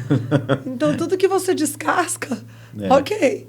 Mas tudo que você tira do da plástico, embalagem ali, na embalagem, isso tudo tem muito conservante, entendeu? Que é o que você está falando dos nossos antepassados que tinha a horta lá, né? Hoje em dia, muito do que a gente come está muito cheio de pesticida, né? A gente nem sabe mais também o que a gente está comendo. Vou colocar entre aspas, quantos venenos que a gente está comendo aí com tudo isso, né? Assim, né? Para você ter uma ideia, tinha um amigo meu que ele não bebia água, ele bebia só refrigerante. Então. Ficou doente. Teve um dia lá, teve que ir para o hospital e tinha 23 anos na época. Você vê, mas você fica pensando, você não toma água, toma beber de refrigerante. E, infelizmente, isso está vindo desde a infância, né? As crianças já estão... Do refrigerante, né? Com tudo, né? Com essa alimentação errada. E aí fica as adolescentes também. Que é tudo fácil, né? Ali compra, tá a bolachinha, tá aquilo. Ô, Cristiano, não sei se isso tem a ver, mas isso talvez esteja relacionado com essa questão que nós até comentamos aqui, do tanto de pessoas que estão ficando hoje intolerantes a alguns alimentos. Tem a ver com essa questão desse processo de industrialização dos alimentos? Tem a ver. Porque aí ele vem tão cheio de coisa que o corpo... O corpo não dá conta. E aí é o que eu estou te falando, vai inflamando o intestino. Vai lesando, entendeu? Esse furinho da peneira vai abrindo. Quando ele abre mais, ele vai ficando mais intolerante. E aí, quando a gente passa vitamina, por exemplo, glutamina, é super bom assim, pro intestino, para melhorar esse intestino permeável que a gente fala.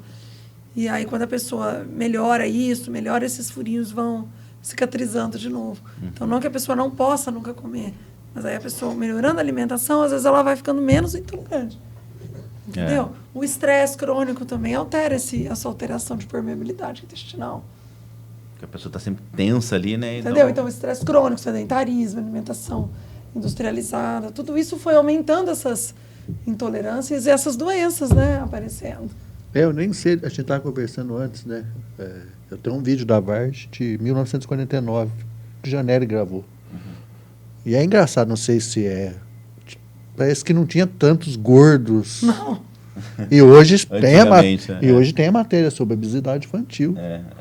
Né? Crianças pequenas, o que você falou, o pai dá lá, é bolacha, é lanche, é E peito. essa questão de telas, né? Também as crianças ficam muito em... A falta de exercício físico, às vezes, fica ali, se deixar a tela, fica 10 horas, não dá nem trabalho em casa. Eu tinha um problema com tela, mas era outra tela, era com TV. Uma vez eu fui no médico, né, porque eu estava também ganhando peso também. Continua. Eu continuo. Não que eu melhorei, né? Mas, né, enfim, né, tem a ver com tudo isso que nós estamos falando aí. Enfim. E basicamente eram duas coisas que eu fazia errado. Comer muito tarde, que, né, você até trouxe aqui. E a outra, é um hábito que até hoje eu ainda trabalho, que é assim, é comer assistindo TV. Né? A tela que eu falo é TV. Então, aí você não mastiga, é uma coisa importante.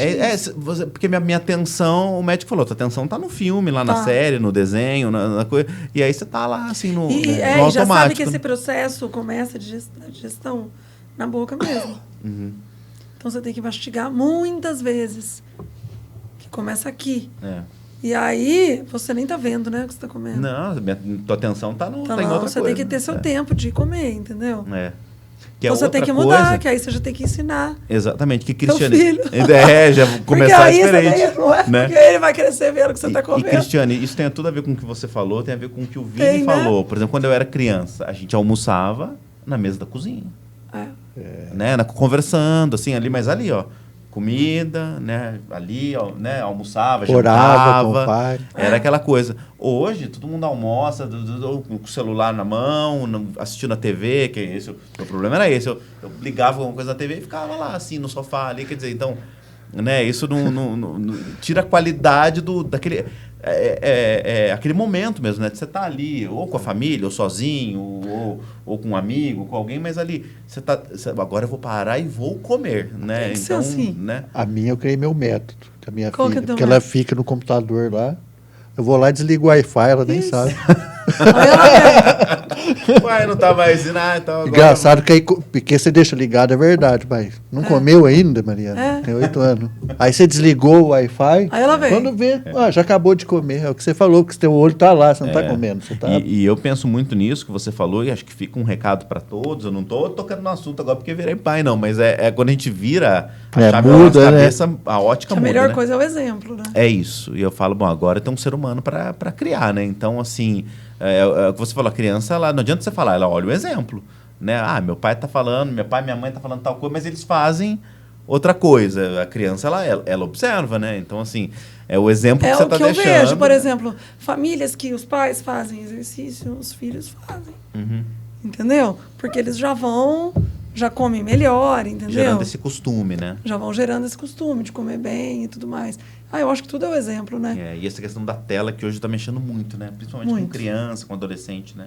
A tela do celular, né? De tudo, assim, do computador, né? Então tá tirando, acho que esses momentos já que nós tivemos um papo que falou muito disso também, de fé, né? De família, né? Com você, com seu pai. Acho que está enfraquecendo um pouco esses laços, né? O Vinícius, né? Bastante. E porque, imagina se nós todos somos uma família que a gente mora junto, de estar comendo, cada um na sua tela aqui. Então nós estamos num ambiente, mas não estamos. Eu estou aqui na minha, você está na sua, você está na sua. Quer dizer, e aí, né? Às vezes está mais conectado com quem está do outro lado do que quem está ali, né? Não conversa, assim? E aí, como é que foi teu dia? Vamos conversar. Tô com um problema, queria escutar vocês. Vamos, né? Então distancia, né, as pessoas que estão ali na família mesmo, tanto né? que parece que saiu uma matéria, acho que no BBC, que hoje o uso de tela excessivo virou um problema de saúde mental. Virou. Essa ansiedade, né? Porque esses joguinhos, tudo é muito rápido, então a criançada é difícil, é uma luta que a gente tem como até o WhatsApp inventaram, né? O WhatsApp 3 vezes mais rápido, você vê. Tudo. É isso. Pronto, já vi.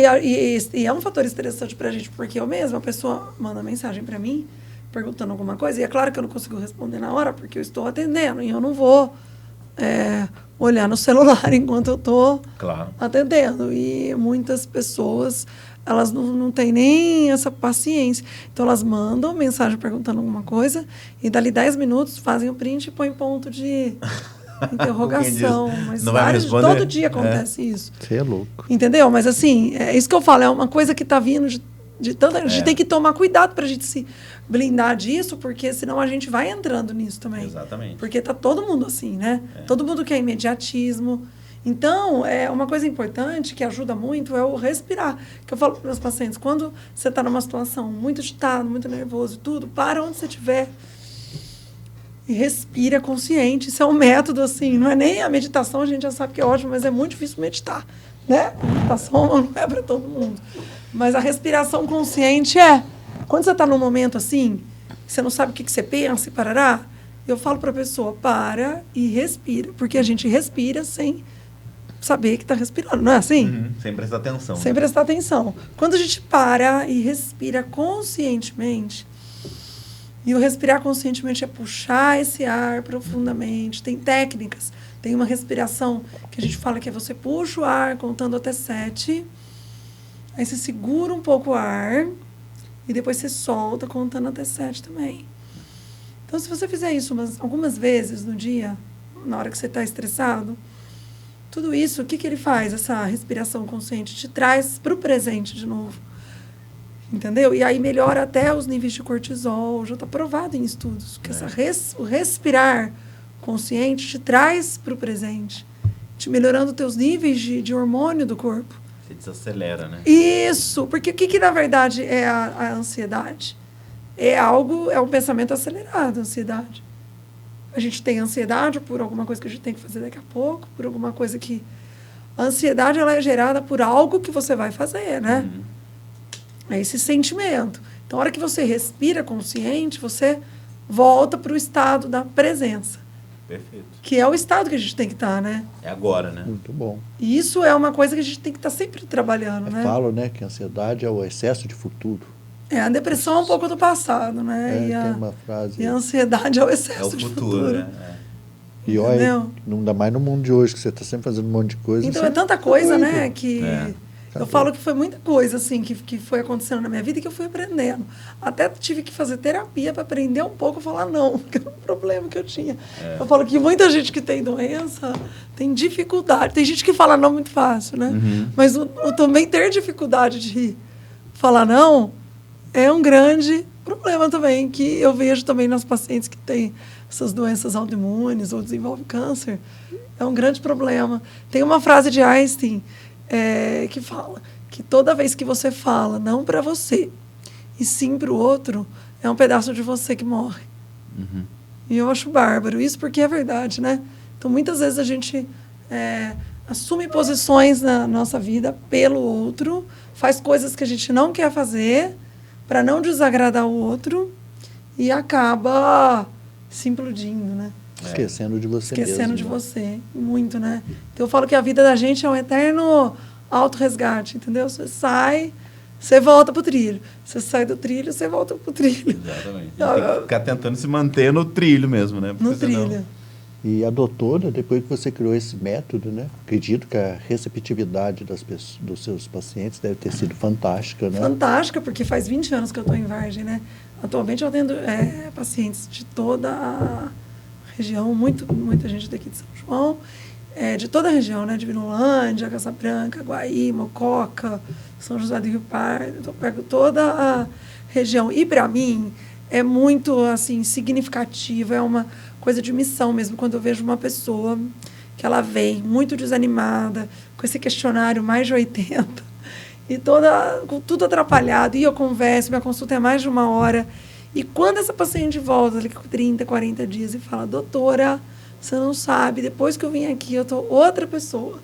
Que legal. Porque muito da minha consulta é tentar transmitir essa energia e também passar para a pessoa que, se eu conseguir, a pessoa também pode, porque eu estou ali, uma pessoa que não é só a médica, eu também já tive meus problemas, tenho uma doença que eu lido, que agora ela está em remissão, graças a Deus, mas é algo que eu também não é que porque está em remissão que eu não cuido, entendeu? Claro.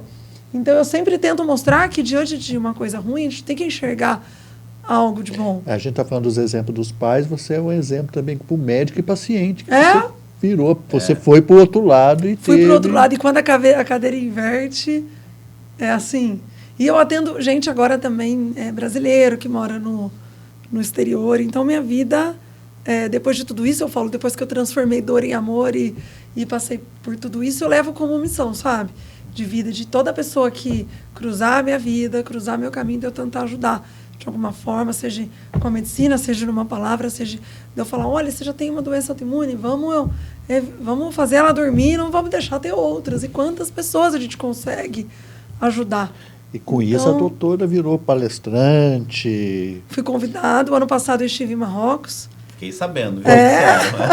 Qual que é o evento mesmo, doutor, o nome? É o Desert Women's Summit 2023, o ano passado, que foi um evento de mulheres no deserto marroquino. Um evento maravilhoso, que foram várias mulheres, assim, Me disseram que incríveis. você foi a única médica presente. Fui a única médica presente, a única médica palestrante. Falei do método SEI lá. Então, lá também estava a Luísa Trajano, falou de empreendedorismo. A Checo Aok, que é da rede Blue Tree. Estava a Luciana Vendramini. Tinha várias mulheres, assim, fantásticas. Tinha um grupo lá, muito legal. Mulheres do Brasil, não sei se vocês conhecem, é um grupo que tem em várias cidades, também tem no exterior, que é dedicado a várias obras aí sociais. Então, conheci esse pessoal lá. Estou montando um grupo em Vargem, do Mulheres do Brasil, muito focado contra a violência da mulher. Esse grupo tem esse foco contra câncer de colo de útero, violência da mulher. É o próximo podcast, então. Não é? Já tem Já temos. Foi maravilhoso esse evento, assim, para mim, né? Uma médica que estava lá, né, passando por tudo isso que eu passo, numa cidade pequena, né, no interior, mas sempre estudando e contato, né, sempre faço curso, congresso, mas para mim, passar por tudo isso e de repente estar lá em Marrocos como única médica palestrante, contando da minha história, desse método e transmitindo isso para tantas outras mulheres, para mim foi muito significativo, né? Bom. Foi muito legal, assim. Eu imagino. E você vai de novo, né? E aí a Janaína, que é a organizadora do evento, que se tornou minha amiga agora, minha paciente, me convidou já, e minha presença já está confirmada para o Mulheres do Deserto de 2024. Que vai ser... Em setembro. Setembro. Também no deserto. E foi muito legal, porque além das palestras, a gente teve uma parte de vivência com yoga, com um grupo lá que estava lá, de meditação, teve uma noite de uma fogueira no meio do deserto do Saara, onde montaram vários acampamentos, mas acampamentos maravilhosos, e foi uma noite assim, com fogueira, uma conexão assim, sabe? De muita troca, e eu estou na expectativa para o evento agora de 2024. Legal, doutor. Muita coisa, né? Vai ser sucesso. Eu sempre acreditei muito na conexão com a natureza também. Eu quando estava meio estressado, saía, subia aqui para a serra, a nossa serra é linda, ficava ali, via uns pôr do sol, ia para as cachoeiras, parece que conecta a energia, você sai um pouco do barulho. Todas as vezes que eu me vi assim, né, essa primeira vez que eu me vi na minha sacada, que eu falei que foi um momento grande aí de conexão comigo, porque quando você está só, você se conecta, né, com o seu eu, então com Deus. Então foi meio esse sol, essa natureza da minha varanda, que do lado é uma chácara, e depois a borboleta, e toda hora. Eu adoro o mar. Aí depois disso tudo, né, eu sempre fui uma criança de poucas aventuras, sabe? Então eu sempre fui um pouco medrosa, brincava lá nos barros, mas a minha irmã era que pulava de uma montanha para outra, que ia na trilha, sempre ia lá. Então sempre foi assim. Depois que eu tive essa doença e tudo isso que foi me dado, ativou em mim uma Cristiane que estava adormecida, que eu não sabia que existia. Eu sempre fui apaixonada por viver e por tudo, mas ativou em mim essa coisa. Então eu comecei a fazer mergulho. Então o médico, quando eu fiquei doente, né, falou que eu tinha uma grande chance de usar oxigênio por conta da fibrose pulmonar. E aí, há um tempo atrás, há uns 4 anos, eu fui para Fernando de Noronha e eu mergulhei, e com oxigênio. E ainda mandei a foto pro médico brincando. Olha, olha, eu tô usando oxigênio para mergulhar. Então, eu adoro mergulho. Eu sempre que posso eu faço mergulho, que eu adoro. E eu nunca achei que eu ia ter coragem. Faço canoa havaiana. Que legal, que doutor. eu amo. Então, eu adoro esporte, natureza, mar. Mar é minha paixão. Então, eu mudei, assim, no sentido de... eu falo até para minha filha que um exercício que ela tem que fazer é fechar os olhos e ouvir o som. Você ouve o passarinho, você ouve os mosquitinhos, você ouve os besouros, você ouve as cigarras, e isso te dá um exercício. Você percebe um mundo que no teu dia a dia você não percebe. Principalmente se você morar nas grandes capitais. A gente do interior, eu acho que ainda a gente tem assim, um benefício, né? Mas imagina as capitais, que eu já fiquei lá um tempo, você sabe, né? Você não corre pra lá, e essa coisa de conexão com você mesmo, sabe? Isso está se perdendo. Isso é muito importante. E essa coisa de enfrentar. Essa hora do silêncio, né? Do silêncio e o enfrentamento, sabe? Todo mundo tem dificuldade, né? Seja de ordem financeira, ou de ordem pessoal, ou de problema com o filho. Todo dia, né? Tem problemas na vida da gente. Só que eu falo que a energia que a gente gasta para resolver o problema ruim também é a mesma para uma coisa boa. Então, vamos pensar no bom. Exatamente. E quando a gente pensa positivo e não se deixa deprimir e põe em ação, as coisas também ao seu redor começam a melhorar. Para de reclamar e parte para... Isso é importante. Para ação, né? Então, eu falo que há 12 anos, se eu tivesse com aquele diagnóstico, me deprimido e achado que não teria jeito, realmente não ia ter jeito. Se entregado, então, né? Se integrar. Então, eu falo assim, é muito importante esse entusiasmo, né? Que vem da gente, vem de Deus, e tentar resolver, né? Diante de qualquer problema, não vai adiantar a gente...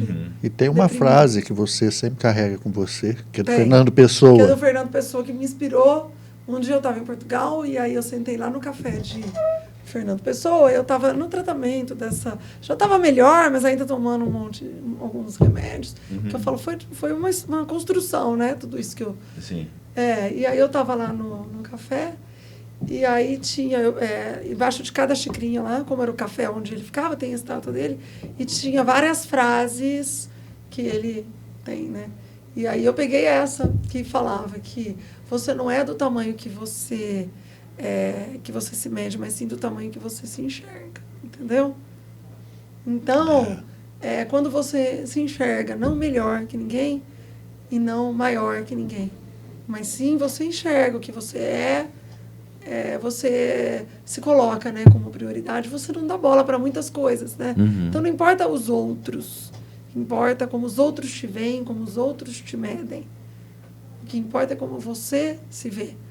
Então, muito dos problemas é que a própria pessoa, ela se enxerga inferior, né? E aí começam muitos problemas. Então, quando você se enxerga realmente do tamanho que você é, ninguém é maior e nem menor que ninguém. Você é único. Existem milhões de pessoas no mundo, mas você é única, você é único, você tem aquele único DNA, aquela única impressão digital. Você é único nesse mundo. Então, você não é melhor e nem pior que ninguém. Você não pode também deixar ninguém te diminuir, também não pode diminuir. Exatamente. Então, isso é algo que eu... Tem a sua história, né? Isso, cada um tem sua história e cada um é importante, né? Claro. No ambiente que vive. Ninguém é melhor que ninguém. Não é? Com Todo certeza. mundo é importante na construção da sua família, da sociedade, não é? Devemos entender isso, né? Acho muito importante. Perfeito. E quando você se enxerga, você também assume esse papel, sabe? A medicina integrativa, que é a medicina que eu acredito, tem muito dessa integração médico do paciente. Não é só no remédio que eu dou. O paciente tem que ter esse vínculo de falar, eu também vou tomar conta da minha saúde. Não adianta nada eu pedir para a pessoa responder o questionário, explicar tudo, e a paciente chegar e não praticar nada daquilo. Mas quando dá esse vínculo, sabe? É transformador. É maravilhoso. Olha, doutora, que podcast, realmente, não, esse foi realmente... A gente está aqui inspirados, né? Eu falo muito, eu viu, vou levar gente? o Vinícius lá, viu? Tomei uma assim para aprender. Ele tá até reflexivo aqui. Você também perdeu a Também. barriguinha Deixar, aí. eu vou falando. Também. Não, mas e a gente está aqui é para falar mesmo, assim. Não, muito bom. E para falar, para escutar. Então, eu acho que o momento é esse mesmo. Queria te agradecer demais, né, por você ter vindo aqui, ter compartilhado essa história. Eu acho que se eu posso dizer uma história, né, inspiradora, ao mesmo tempo uma história educadora, né, Vini? Porque quando ela traz essas questões da medicina, da gente, de cada um olhar para si, né? Eu acho que é também uma ação educadora mesmo, né? Para a gente olhar e tentar se melhorar, vamos colocar dessa forma, né? Nesse sentido. E não deixar, né, um diagnóstico ruim ou um problema, tem que enfrentar, né? E tem que procurar os artifícios para seguir, não é? Perfeito. Acreditar e ir para frente. Perfeito. E aí, dentro disso, acho que, né, é exatamente isso também, né? A questão da fé. Né? Que, como nós falamos, acho que cada um tem a sua crença, a sua religião, né? Mas o quão é importante a gente tá ligado, né? Nessa fé, nesse essa Deus, força. no que cada um acredita, assim, né? Mas tá ligado nessa força, exatamente, né? Então, acho que a gente ficou muito emocionado, muito inspirado aqui em ouvir, né? E eu agradeço mesmo, assim, de você ter aceitado o nosso convite de vir para esse AldeiaCast. E antes de terminar, né, queria falar que você é uma pessoa inspiradora, né? Você inspira as pessoas, você inspira as mulheres, os homens. Acho que o mundo está precisando disso. De pessoas inspiradoras, com certeza. A sua história, né, de superação, né?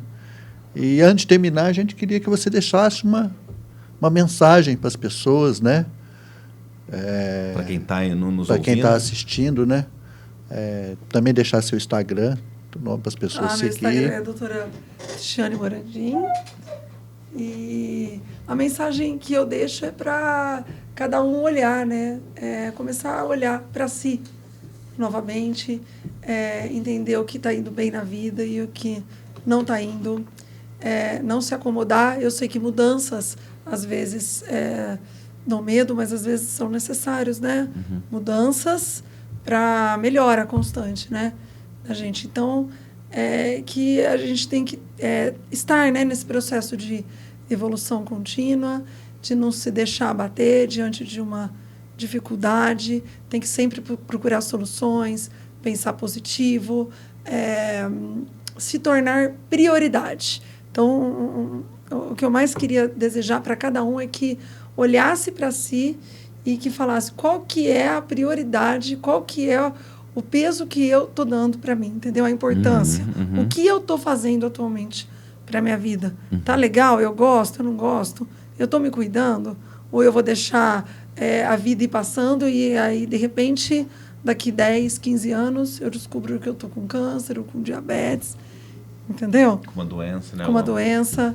Eu falo que o pior de tudo é você chegar lá com 80, 90 anos e olhar para trás e achar que viveu uma vida que não queria ter vivido por falta de coragem de mudar. Eu falo que essa doença fez eu entender, ressignificar, entender o para quê, e a partir dela eu fui fazendo muitas mudanças na minha vida e não foram fáceis. Desde parar o plantão por conta da doença e me sentir no começo amputada, de ter que parar o plantão de uma hora para outra por conta da doença, mas tudo isso foi fazendo eu entender e refletir e procurando outras alternativas. Entendeu? Quando eu parei o plantão, eu falei, não, então eu vou fazer nutrologia, medicina integrativa. Então, assim, a minha história foi essa, mas cada um tem a sua história de dificuldade, e a mensagem que eu deixo é que tentar transformar essa história de dificuldade em algo que pode ser transformador. A minha vida, ela é dividida antes da doença e depois da doença, e mesmo agora, convivendo com uma doença autoimune, eu sou muito mais feliz, eu tenho uma inspiração de vida muito maior, e é isso que eu deixo para os outros. Nunca percam esse brilho nos olhos, essa vontade de viver e entender tudo o que está acontecendo e entender que, às vezes, mudanças e problemas fazem parte para a gente evoluir, né? Como pessoa, como ser humano. E, de repente, lá para frente, a gente vai enxergar que tudo isso aconteceu para a gente melhorar. Então, é isso. Por um motivo mesmo. Né? Parabéns. Perfeito. Obrigado. Vini, obrigado por compartilhar mais esse. Obrigado, né? E eu agradeço mais uma vez o convite, adorei estar aqui. Imagina, a gente que agradece. A gente vai chamar outras vezes. Pode chamar. Qual o projeto mesmo? Mulheres do Brasil. Vamos conversar. Já tem assunto para próximos aí. Foi um prazer, foi uma aula, né, Davi? Com certeza. Até pra gente, uma aula né? sobre saúde, né? Sobre olhar para si mesmo, né? Para si mesmo. É isso. Muito obrigado. Obrigado você também, Vini. Obrigado você também aí de casa que esteve conosco até agora. A gente aguarda vocês aí num próximo podcast, num próximo AldeiaCast, podcast aqui da Aldeia Criativa. Lembrando também que quem quiser gravar, né, Vini, né, fazer o seu podcast, a Aldeia Criativa também está com o espaço aqui à disposição para você aí de casa, caso você queira também comunicar, né, fazer o seu próprio programa, o espaço aqui está à disposição. Muito obrigado e até a próxima.